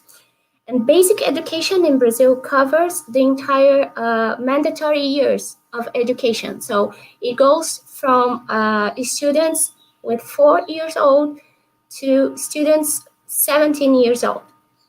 So this is the basic education. And the population in Brazil, the main aspect of the population in Brazil right now is that we had a reduction of children and adolescents, but the numbers, as we see, are still very high. We still have a very young population in Brazil. The difference from 2012 to 2019 is huge, but we still have a very young population. And there is a very concerning situation of illiteracy in Brazil. So people, this data we are seeing here in this graph is about illiteracy among people with 15 plus. So young people with 15 years old on in Brazil, we have 6.6% of them illiterate. And when it comes to regions, it changes a lot because Brazil is living a very serious situation for a long time now. We are living a very serious situation when it comes to governmental investments in education. And when we see the map, we can clearly understand the difference of investments and the difference on how education is delivered to Brazilian population. So while we have in the southeastern and the southern regions a very low level of illiteracy, in the northeastern region, for example, we have 13.9% of the population, the adult population, young and adult population. We have 13.9% of illiterated people. So the difference is very high. And it's important to remember that this data that I'm showing to you now is a data pre-COVID. So it's a data that came before the pandemic times. So we already had this problem with education before the pandemic.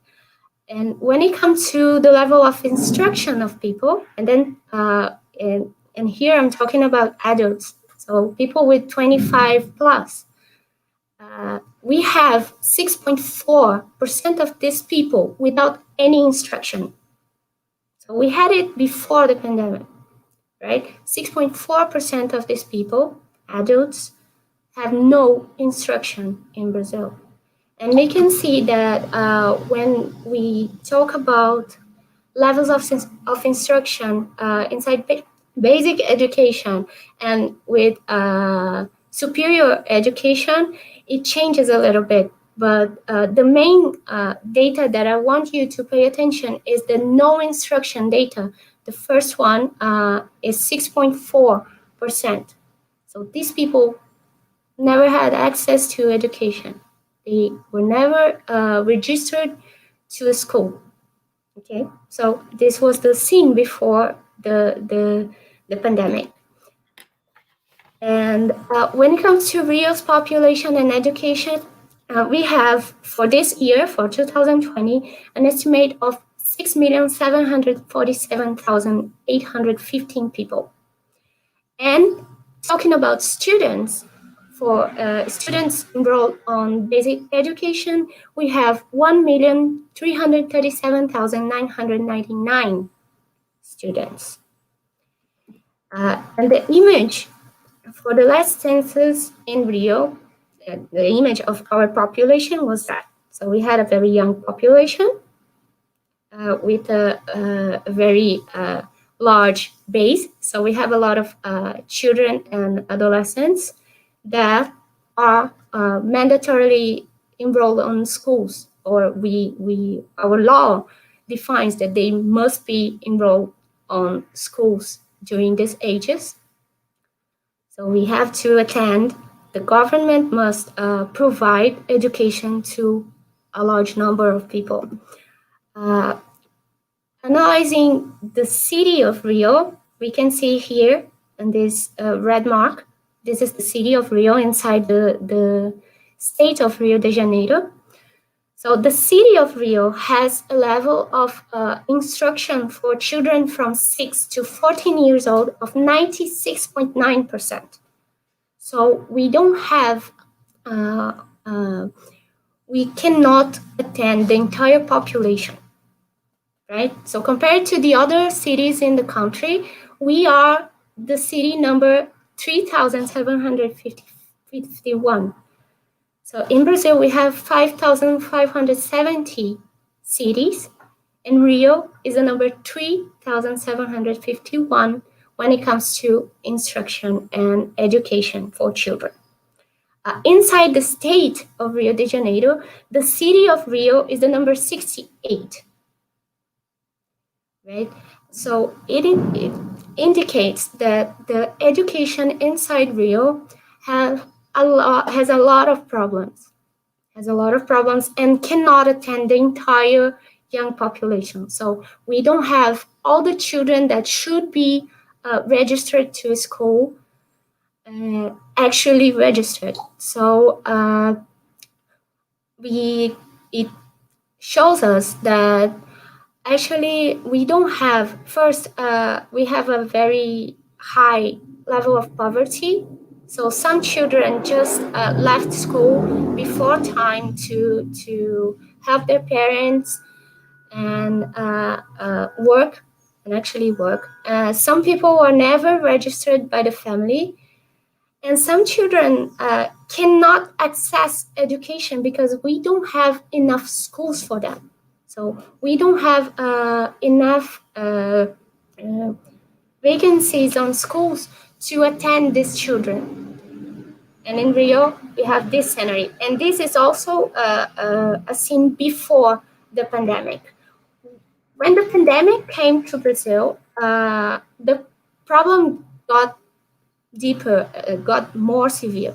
So Brazilian schools were closed by mid-March, and it started a partial reopening from September. So we had almost 7 months with closed schools. So since the beginning, we had this 7 months of uncertainty. And during this period, we have a very few proper policies to guide the procedures for remote education. And Rio de Janeiro State was one of the first governments to officially determine the closing of schools, followed by the government of Rio de Janeiro City on March 13th. And from that moment, we didn't have any official position from the federal government. It was very difficult. We didn't have support. And even the local governments didn't organize things in a proper way to give support to this education. And the challenges related to this education that out of sudden became a remote education were a lot of challenges. So first of all, we had the challenge of the online classes. So both public and private schools were not ready to transfer the activities from a face-to-face method to an online experience. And most of the teachers did not know how to use the online tools. So the schools had to, in a very quick action, they had to prepare the teachers and the students to use new tools in an online experience. And they didn't have, most of them didn't have platforms, online platforms to use. They had to adopt new platforms. They had to get used to these platforms. They had to prepare material to pass on to these students and try to maintain the education while the schools were closed. Another challenge was the public education. As I mentioned before, the governmental investments on public education are very problematic in Brazil, and it became a bigger problem with the necessity to change the method of delivering this education to the population. So a school that weren't very well prepared before the pandemic had to find a way to adapt the methods for a remote education. And some of these schools here in Rio and also in other areas in Brazil doesn't even have computers. They had to also give support to the teachers that also didn't have the equipment to attend the necessity of that moment. So this was one of the huge challenges we had. Another challenge was the length. We didn't have any idea of how long it will take for the schools to be open again. So we didn't know how long it would take also to control the virus transmission inside Brazil. So it was not possible to determine how long the remote education would be necessary. So a proper planning of a school year was very affected by this change. We didn't know how to plan the classes considering this remote education. And we didn't know how, when it will be possible for us to be back to schools and be back to a normal system of education. So it made the organization and the administration of schools, and then I'm talking about, and in this point I'm talking about public and private schools, it made very hard for these administrators to plan everything inside the schools. It got a little bit confusing. So, and one of the main problems, the main challenges for Brazilian education during this period was the social disparity, because the remote education established a general learning deficit for public and private schools, and also created a deeper social difference between rich and poor students. Because rich students had all the equipment, all the tools necessary to access this education, while the poorer students didn't have the same opportunity, didn't have the same tools to access this content. And most of most of this problem for poorer students happen because of something that for many countries, many cities in the world is not imaginable. These students didn't have access to internet. And it's something that in some places in the world, we cannot imagine. We cannot imagine a person that has not access to the internet. So this is the level of poverty, and this is the big problem we had when education in Brazil became a remote education. And accordingly to the Getúlio Vargas Foundation, the poorer students are 633% more affected by the remote education system. This is the level, this is the side, the big problem we have. This is the image of the problem we have. The way the poorer students are affected is completely different from the way that richer students are affected. The virus made the already problematic educational system in Brazil and in Rio even more dramatic due to the limit of physical and virtual access to classes and teaching materials. Even the students that didn't have internet had problems to access printed material, printed teaching material that were provided by the schools. So it made the problem even bigger. Before the pandemic, accordingly to the Brazilian Institute of Geography and Statistics and the Regional Center of Studies for the Development of Society of Information, only 30% of Brazilian homes had internet access, and 21% of the students enrolled in public schools had internet only through their cell phones. And also, only 14% of the public schools already had online platforms before the pandemic.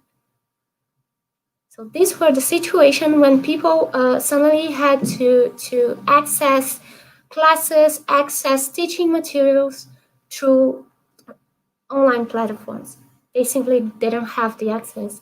And sometimes these students that had access to the internet only through their phones, they had to share those phones with brothers and sisters. They had to share those phones with parents who had to work from home. So it became a huge problem. Access became a huge issue for Brazilian education. And 7 months later, right now, what we have is that 14% of students enrolled on public schools in Brazil have no access to internet. They still don't have access to internet here in Brazil. And for students between 6 and 15 years old, 13.5% of them don't have access, not even to the physical teaching material, the pressed teaching material that are distributed by the schools. Besides this clear issue involving the internet access, these other access problems were registered during the COVID-19 pandemic. The Brazilian education guidelines and basis law determines a 4 hours per day workload of classes. And the workload was reduced to 2 or 3 hours a day during the pandemic. And this blackout affected mostly the poorer students. Because as I mentioned, before the pandemic, the education was already problematic, and these students had problems to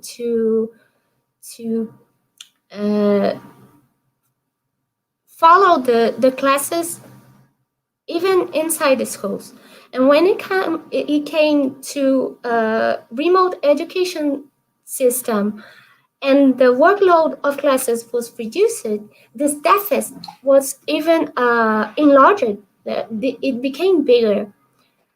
Also, most of the students from the lower classes used to count on school meals as the only source of food of their days, due to the deep poverty observed in some areas in Rio de Janeiro city, and also in some other places in Brazil. So these children counted on these school meals to eat daily because of the deep poverty that they lived. And after the pandemic, with the closed schools, these children just didn't have access to food. They couldn't eat. They couldn't properly eat during the days. So this was another problem related to this moment, this pandemic moment that we're living. For the private sector, the problem was different because the access was completely different for students enrolled in private schools. So for the private sector, we have the bankruptcy, the delay, and the mental issues are the main topics, the main problematic topics for education. In Rio, 75% of private schools are small schools. And the establishment of the remote education system made the level of financial default and cancellation of registrations grow. So therefore, we had a high number of schools declaring bankruptcy. The people, when the school established this remote education, most of families started to pay less for that schools, and they also canceled a lot of registrations, especially for small children, because for those families it was really difficult for the kid to follow the classes through online methods. So they simply canceled the registrations, and with that, we had a lot of schools closing for good during this period. At the same time, the remote system took some time to be installed by the schools, and it created a delay on the year's studies for all the schools. We had this delay for the public schools, but in the private sector, we also had this delay. Some schools just gave previous vacations for the children until they had the system prepared to deliver these online classes. And with that, we had a delay, and we will not be able to finish the proper studies for the year of 2020. And besides all of the mentioned before, the school had to deal with a new educational context where a great number of students found themselves under a lot of pressure. So they suffer with the pressure. In addition, with the social distancing, the students had to stay at home, and with that, they developed a number of mental issues, and the school had to change the methods to be very careful with the students, to pay attention to every single student and how those students were dealing with the new context, the new pandemic context. Mental issues were also a problem for the teachers that had to work a lot more during the pandemic times, and some teachers were working 4 times more than before, and it also became a problem.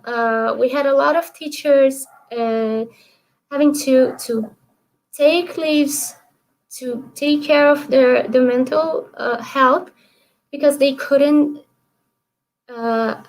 endure the enormous load of work they had during the pandemic. So mental issues became a huge problem, especially for the private sector, but also for the public schools. The public policies during this period were just a few, but they existed. The National Council of Education created orientations for the remote education and also for the process of reopening. During the period of remote education, the Ministry of Education declared that the online classes will be considered as workload of classes for the year of 2020. Of course, with rules and conditions to be adapted by the states, the cities, and the private schools. These rules and conditions included how they would control the time the students were attending to classes, if those students were attending to classes or not, if the conditions and the content of those classes were valid or not. So following these rules and conditions, the schools will be able to say that those classes and that content was covered during the period of online classes. And for a reopening plan, the ministry established health protocols and administrative procedures to create the best conditions for the professionals and the students.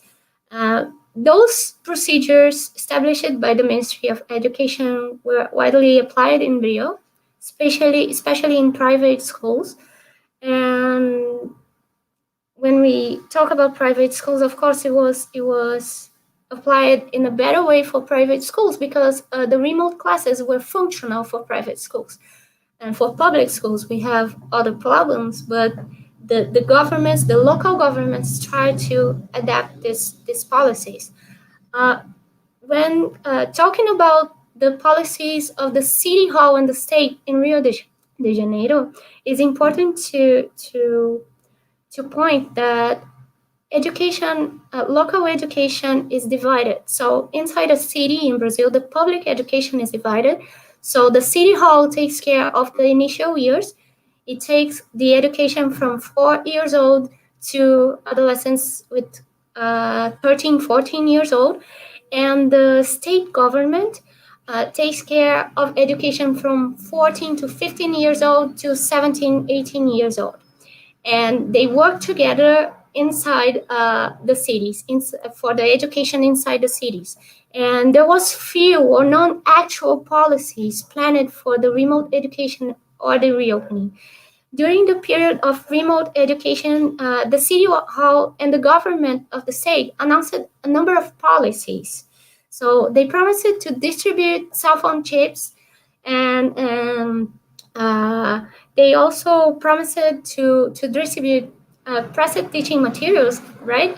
Printed teaching materials to the kids that could not access the online platform. They also promised to distribute food for those kids that were counting on school meals to have the daily meals.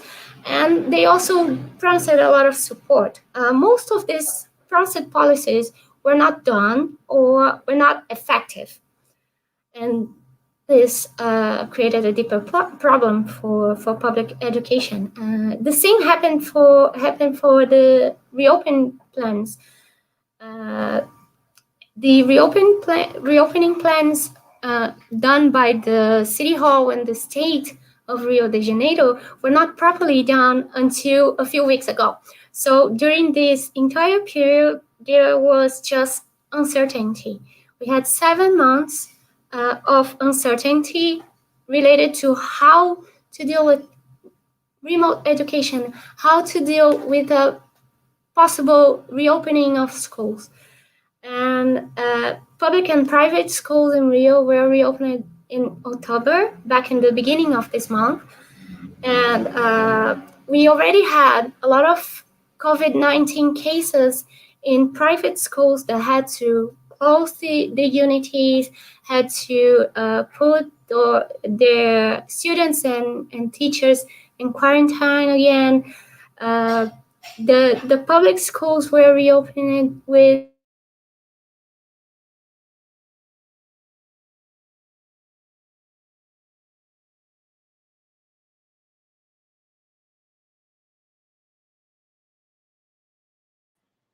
Emir. Marina, tá por aí? Acho que deu uma travada.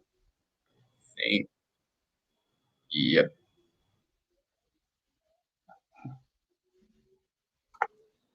Fala com ela. Okay. Just a minute, Marina, it's frozen.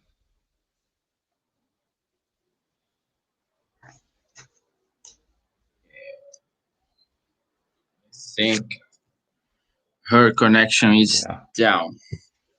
She was in the very ending. Yeah. Okay. Something went wrong.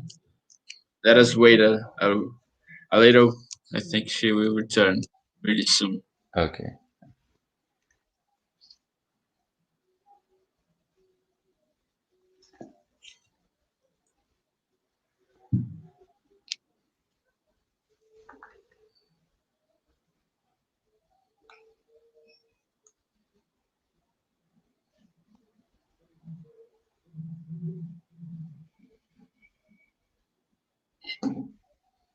So she haven't seen my message yet.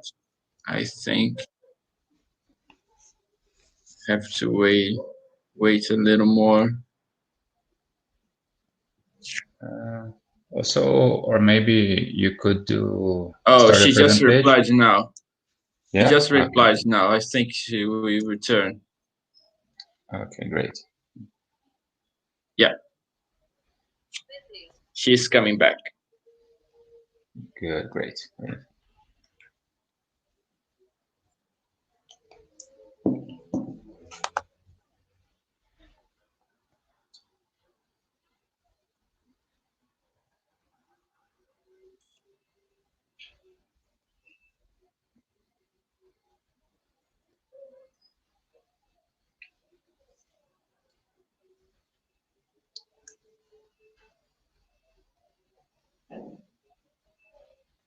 She's back.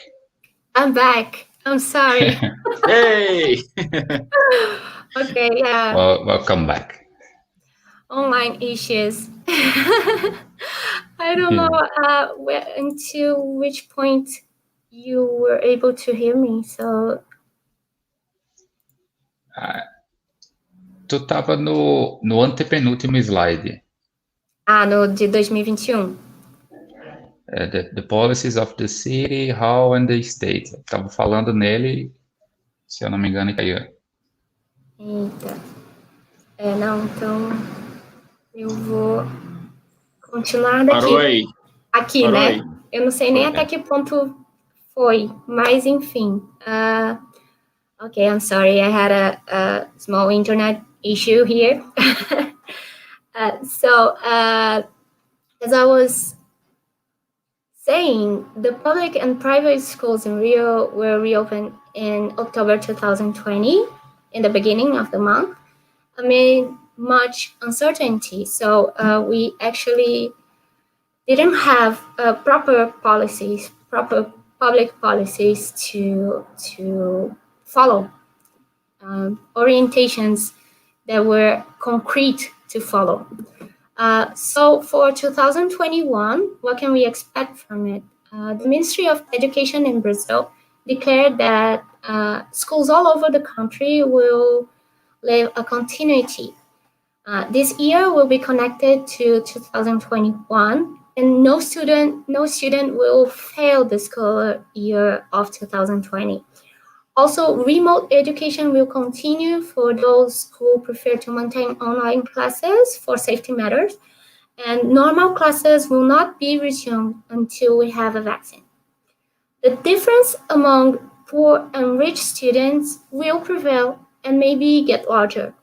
As we saw, the impact on education was was a big impact, and for students, poorer students and students on the enrolled in the public education, it was even more problematic, and without proper plans, proper governmental policies, we will not have a a better situation. We can expect a very difficult situation from Brazilian and Rio's education in 2021 unless the government can properly organize an educational plan that gives similar conditions to every student and at the same time ensure the health of us all, ensure the health of the students and the teachers and the other professionals involved in education, especially basic education. With my presentation, I aim to bring this thought about education and the importance of education. And I would like to leave you guys with this quote from Paulo Freire that resumes everything that education means to me and how, in a world like this that we are living now, education can be the key factor for a change, for a transformation. So Paulo Freire wrote, education does not transform the world. Education changes people. People change the world. Thank you very much. I'm sorry for the issue, the internet issue. No problem. Thank you very much, Marina. So, Igor, it's up to you now. Okay, so your issue, it's a common issue. Everybody passes through that, so it's not a problem. It's an everyday problem. Every people have this problem today. So many people accessing, you said that in your presentation. So, and internet in Brazil, it's in the end really it was an awful. example. So, yeah. It's a common problem. Just like, oh, I have to go to the bathroom, my internet is down. So, yeah. So move on. My name is Igor. I'm a professor from University of Pernambuco, and I work in the international office with my friend, Mr. Carl Schuster. So people who saw the presentation yesterday also met him at a time.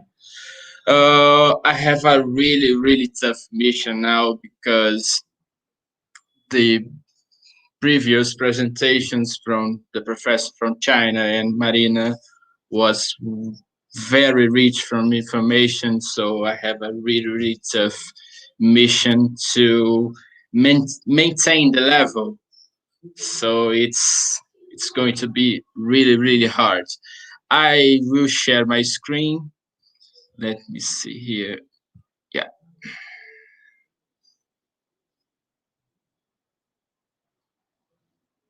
So, no.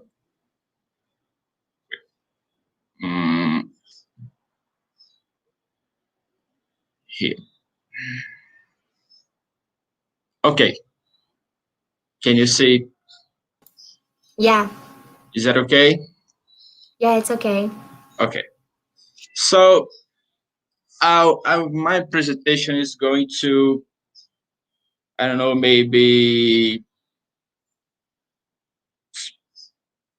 I don't know, develop some subjects that our colleague from China and Marina has already presented.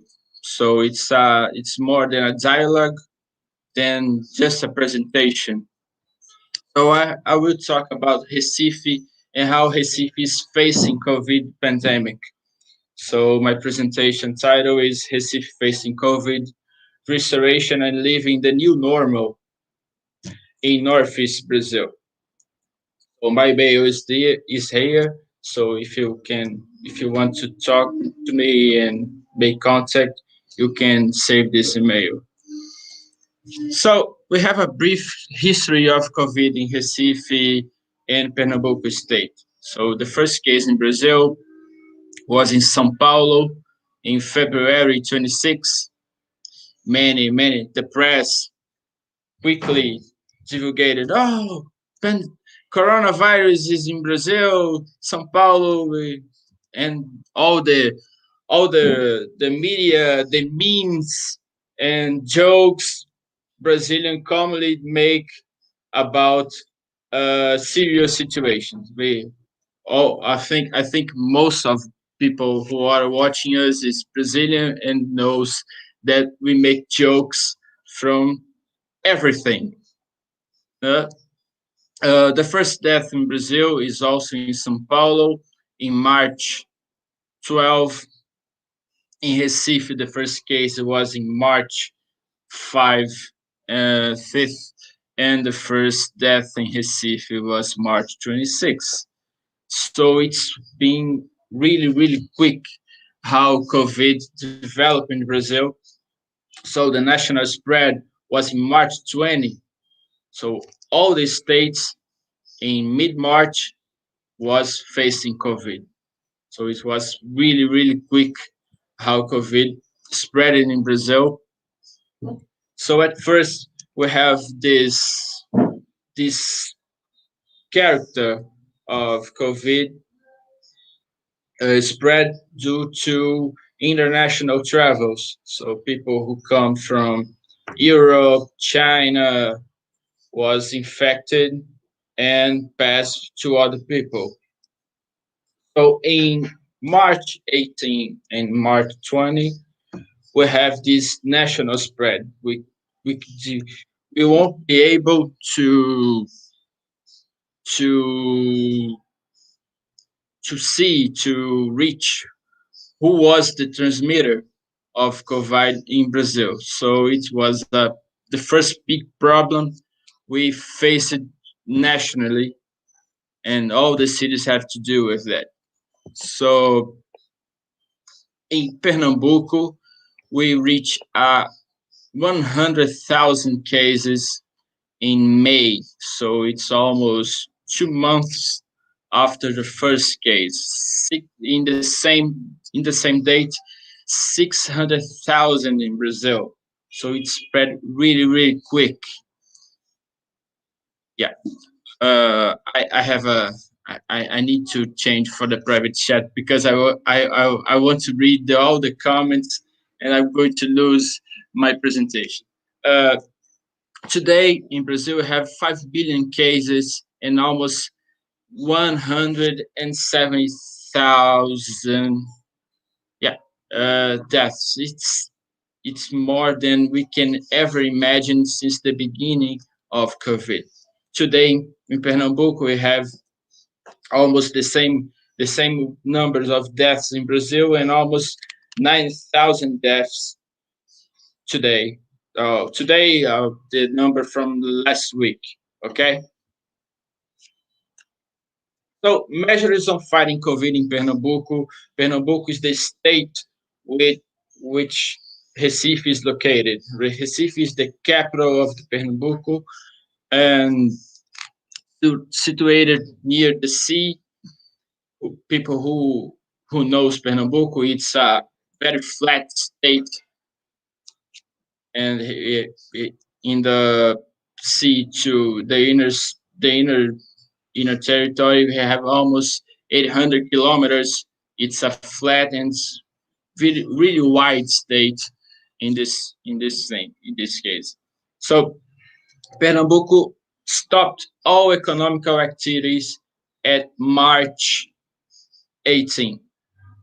All economic activities were stopped, and only essential activities were functioning, so such as hospitals and markets for people to buy food and bring home. So only these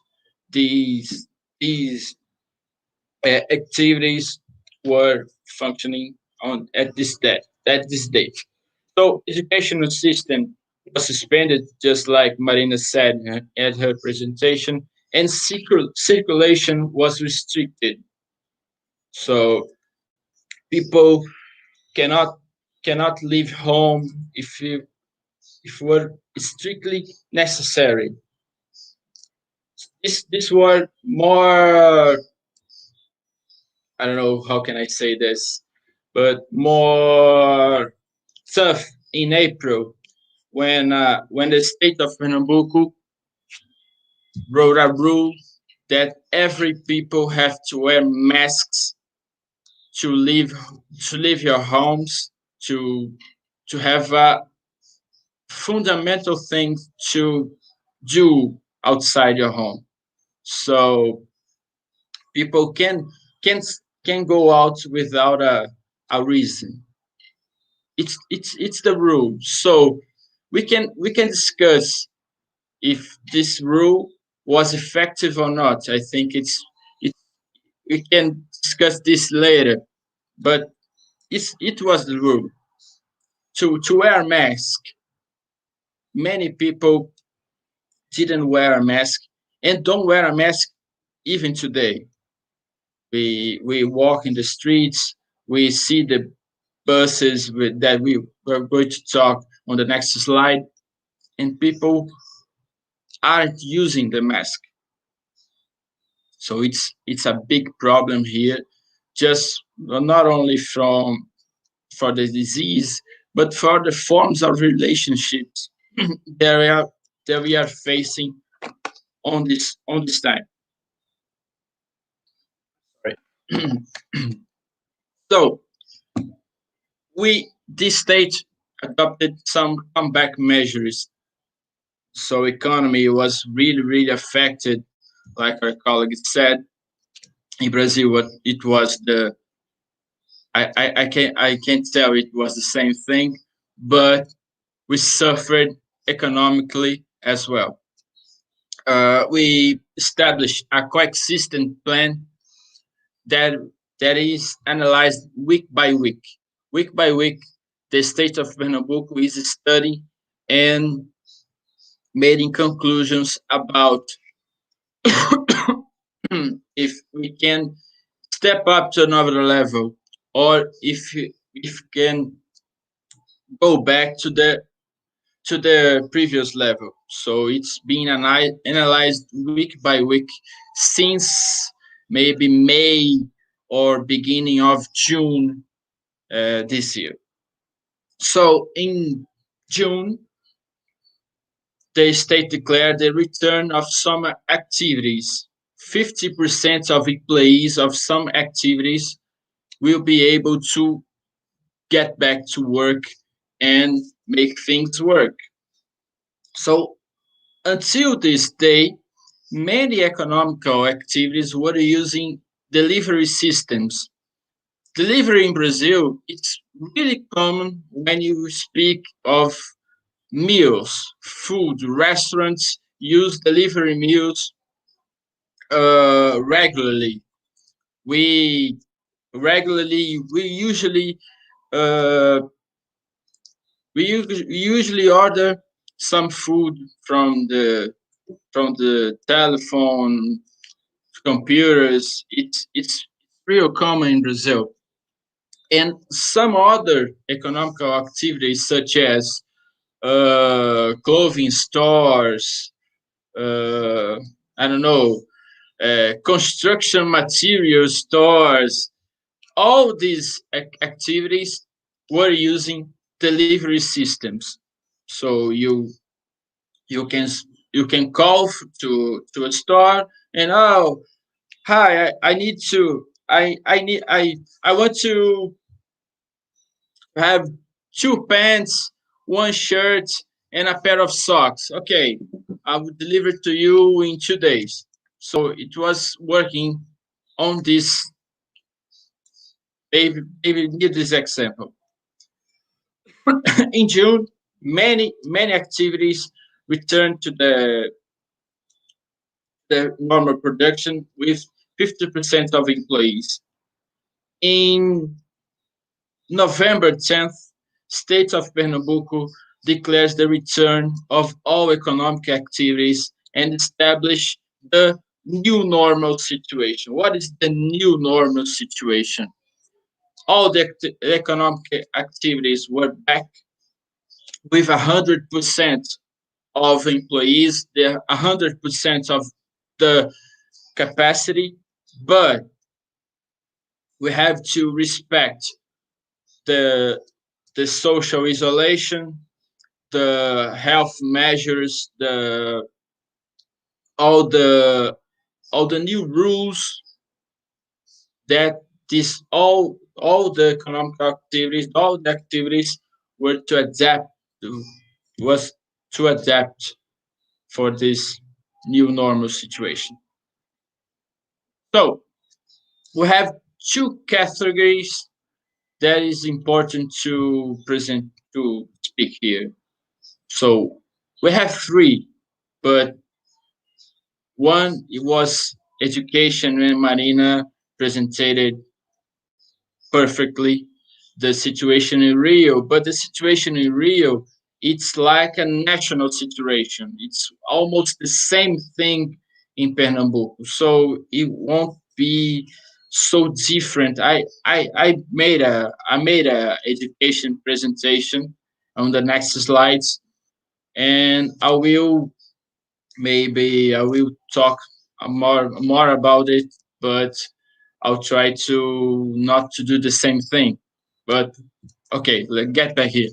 So health system, we had seven contingency hospitals in Recife because Recife was really affected by COVID, and almost more than 9% of the ICUs were occupied by COVID patients. So it was a very serious situation, and seven contingency hospitals of the public system of Recife was opened to face COVID, to to to give more rooms at the ICUs on the city. So in Brazil, we have two systems, two health systems, the private system and the public system. It's important to say that because if you see the United States, for example, we have 100% of private system, and you see the number of deaths and the less of care of the government care to people who doesn't have money to afford a health care.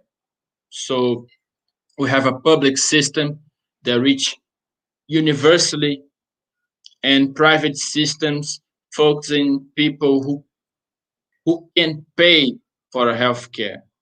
So it's not for only the rich people, such as in other countries, but in Brazil, even the medium class pays for health care. And it was really important the coordination of the both systems to deal with COVID. So public systems opened contingency hospitals. So the mayor of Recife announced the opening of 7 contingency hospitals, as I said. And the private system was adapted to attend COVID patients from the private system, of course. So many big hospitals in Recife established a specific area of the hospital to attend COVID patients. Tests is a problem. So we saw on TV that China applied tests in everyone. In Brazil, we didn't have this opportunity. It was a big problem to study how COVID was spreading at the state or in the whole Brazil.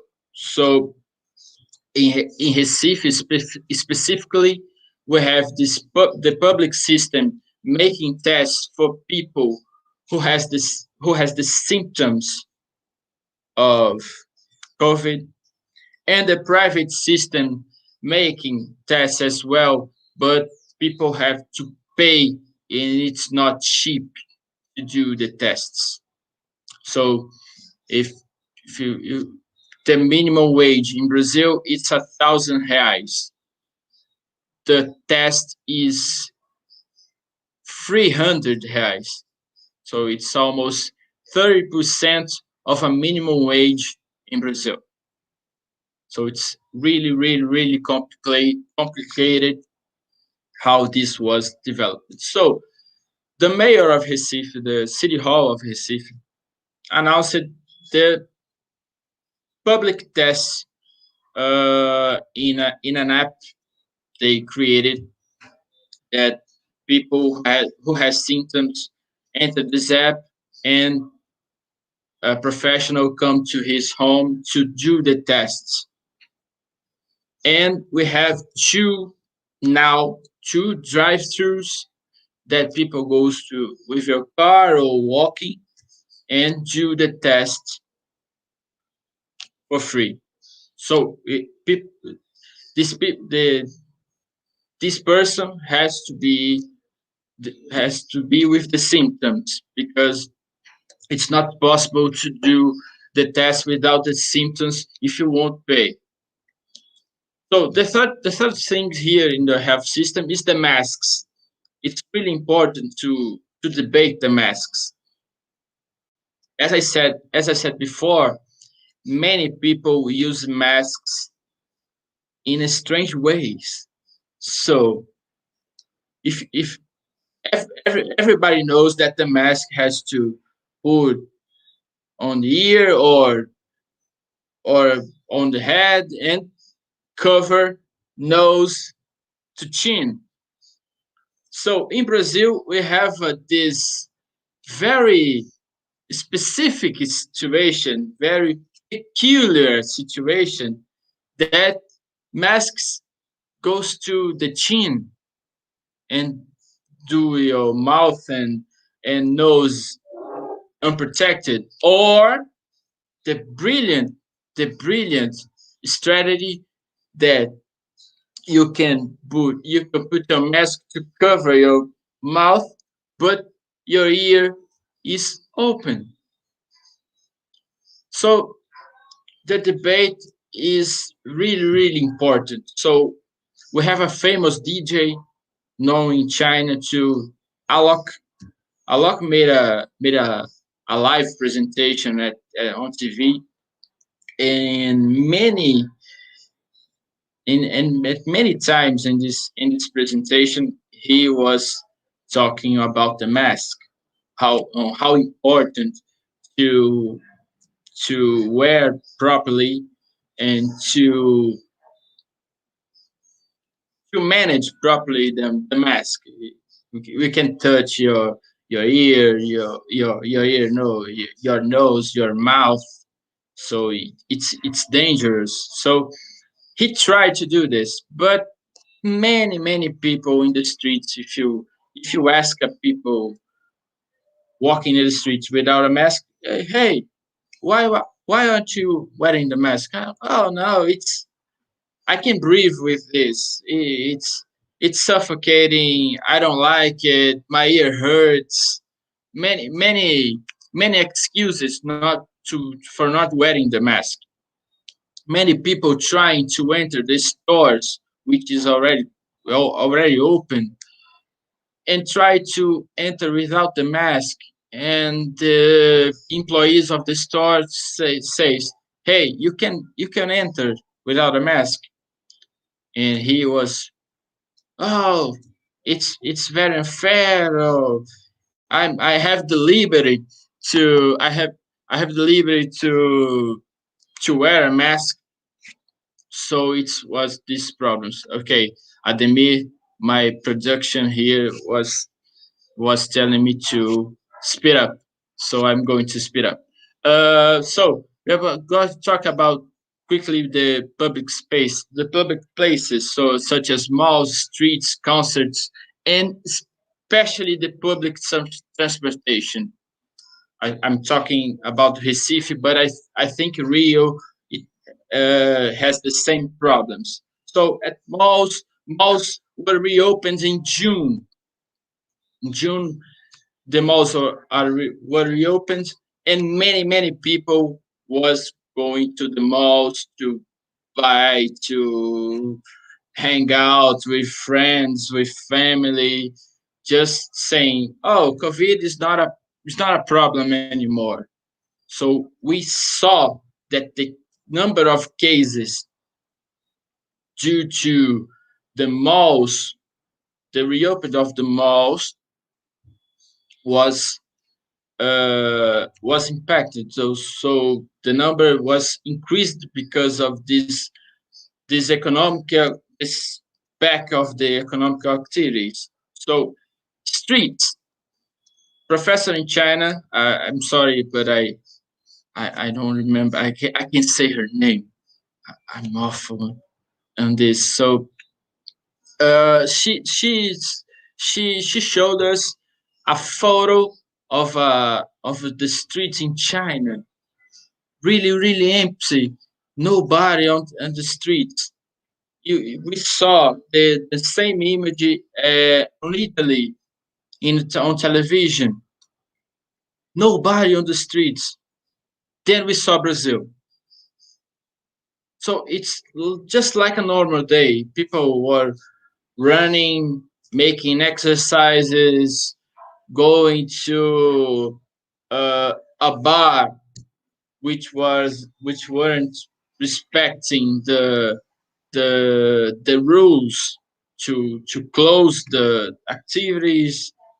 Many things that we saw commonly in the days pre-COVID. So streets was a big problem here in Brazil.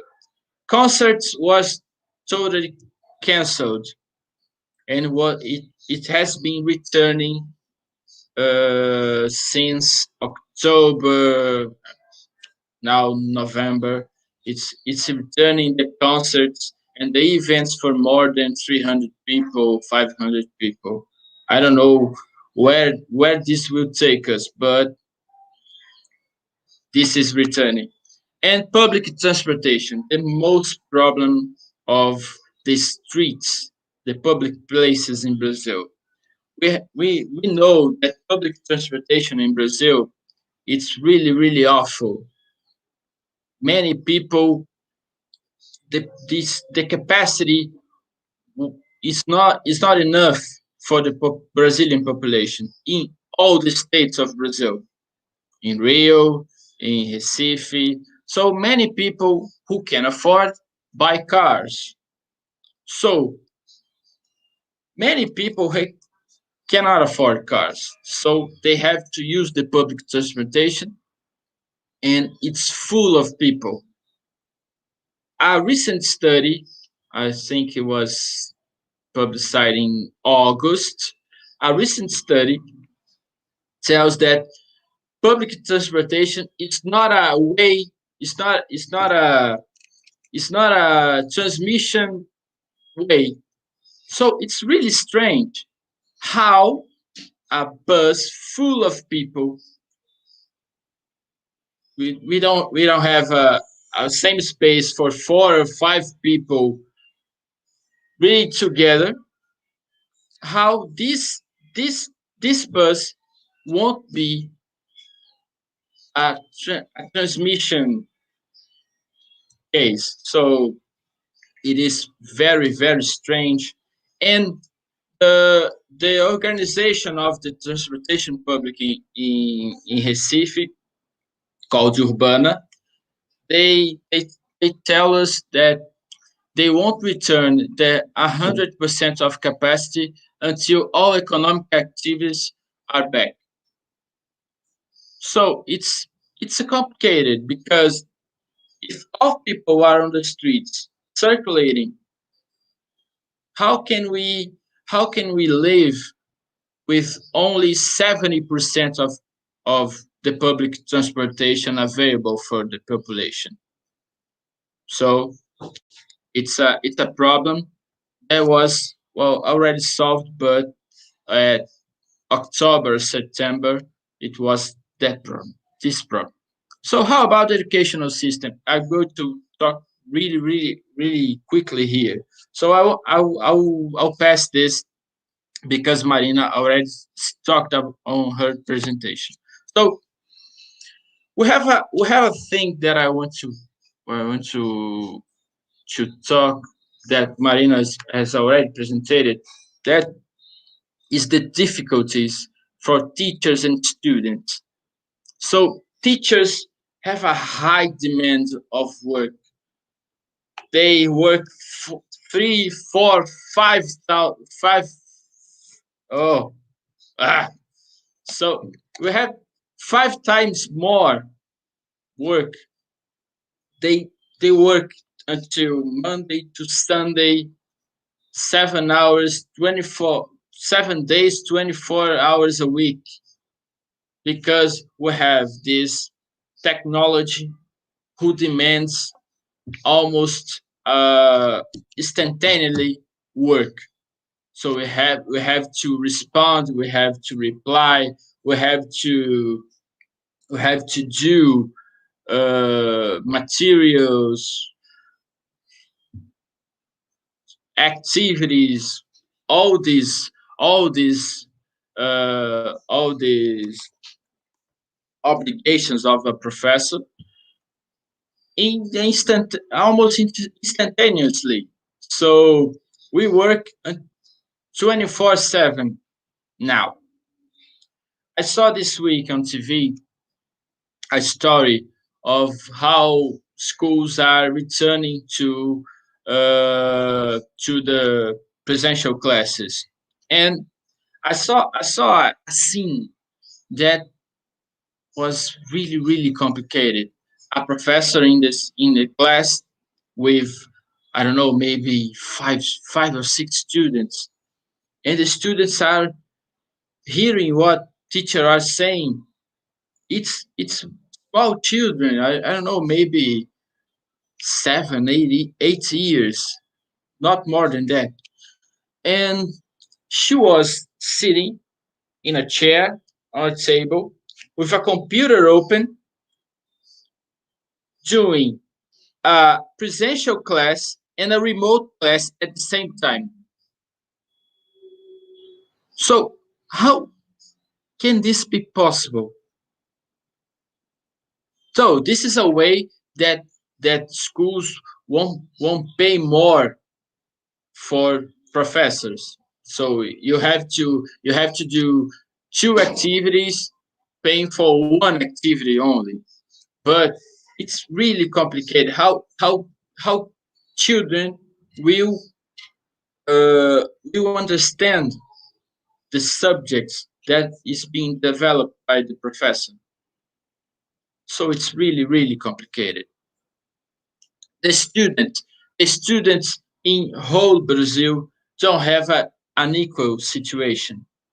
So even in you have a public system and private system of education, as Marina said, but we have this familiar support, the, the personal problems that if teachers and students faces day by day.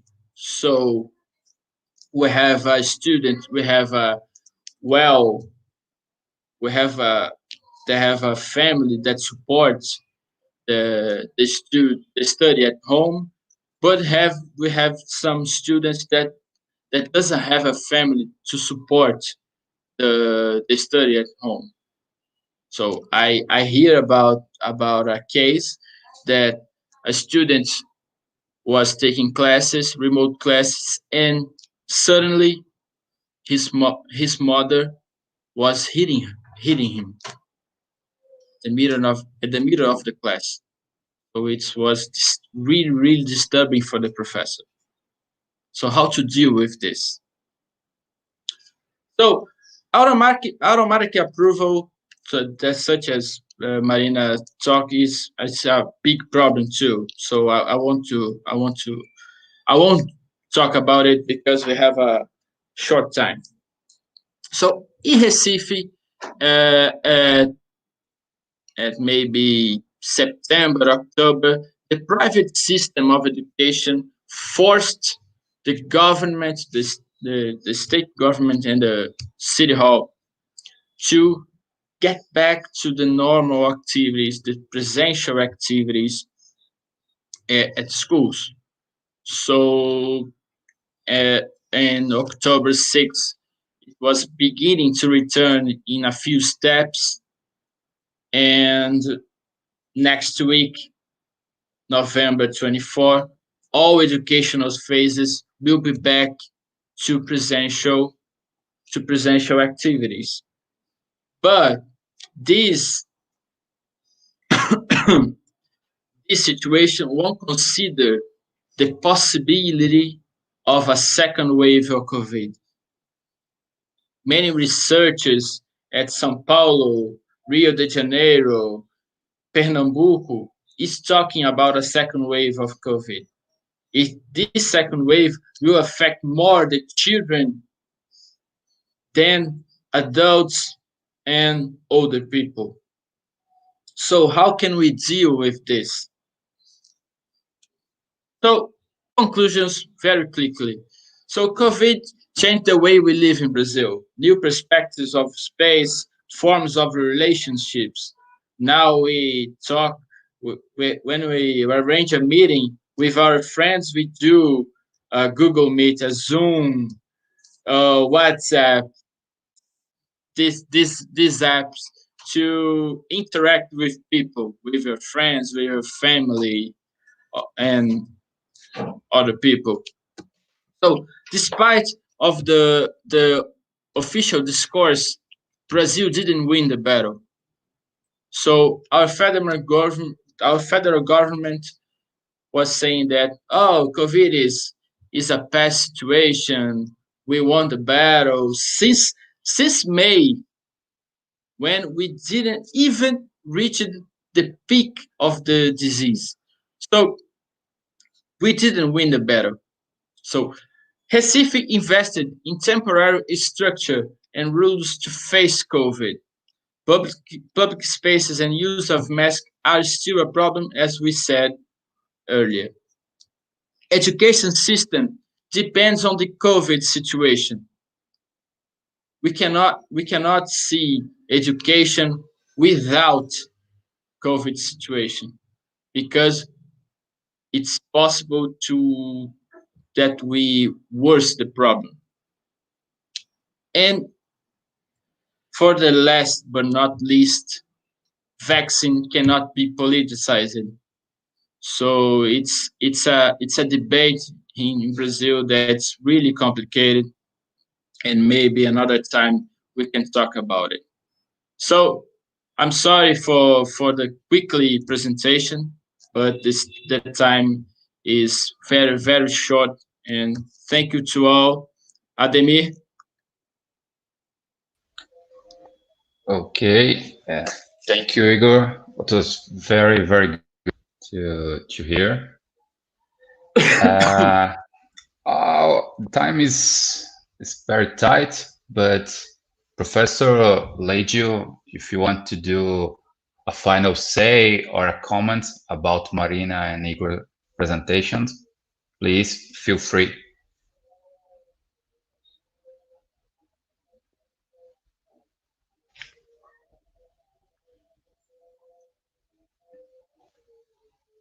Professor Leggio? Hello. Hello.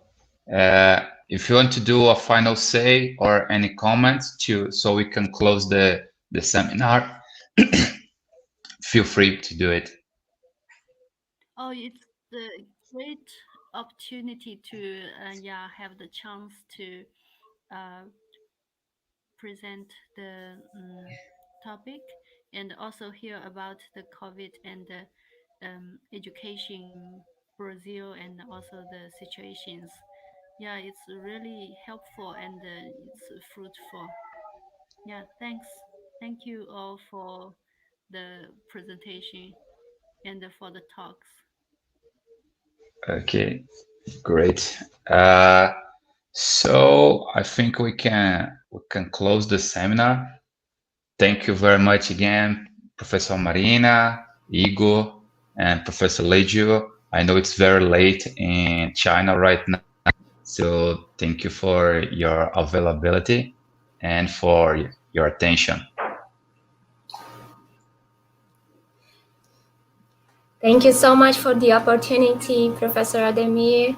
Thank you, Professor Leju, Professor Igor. Thank you very much. Guys. See you. See you. Goodbye. Bye.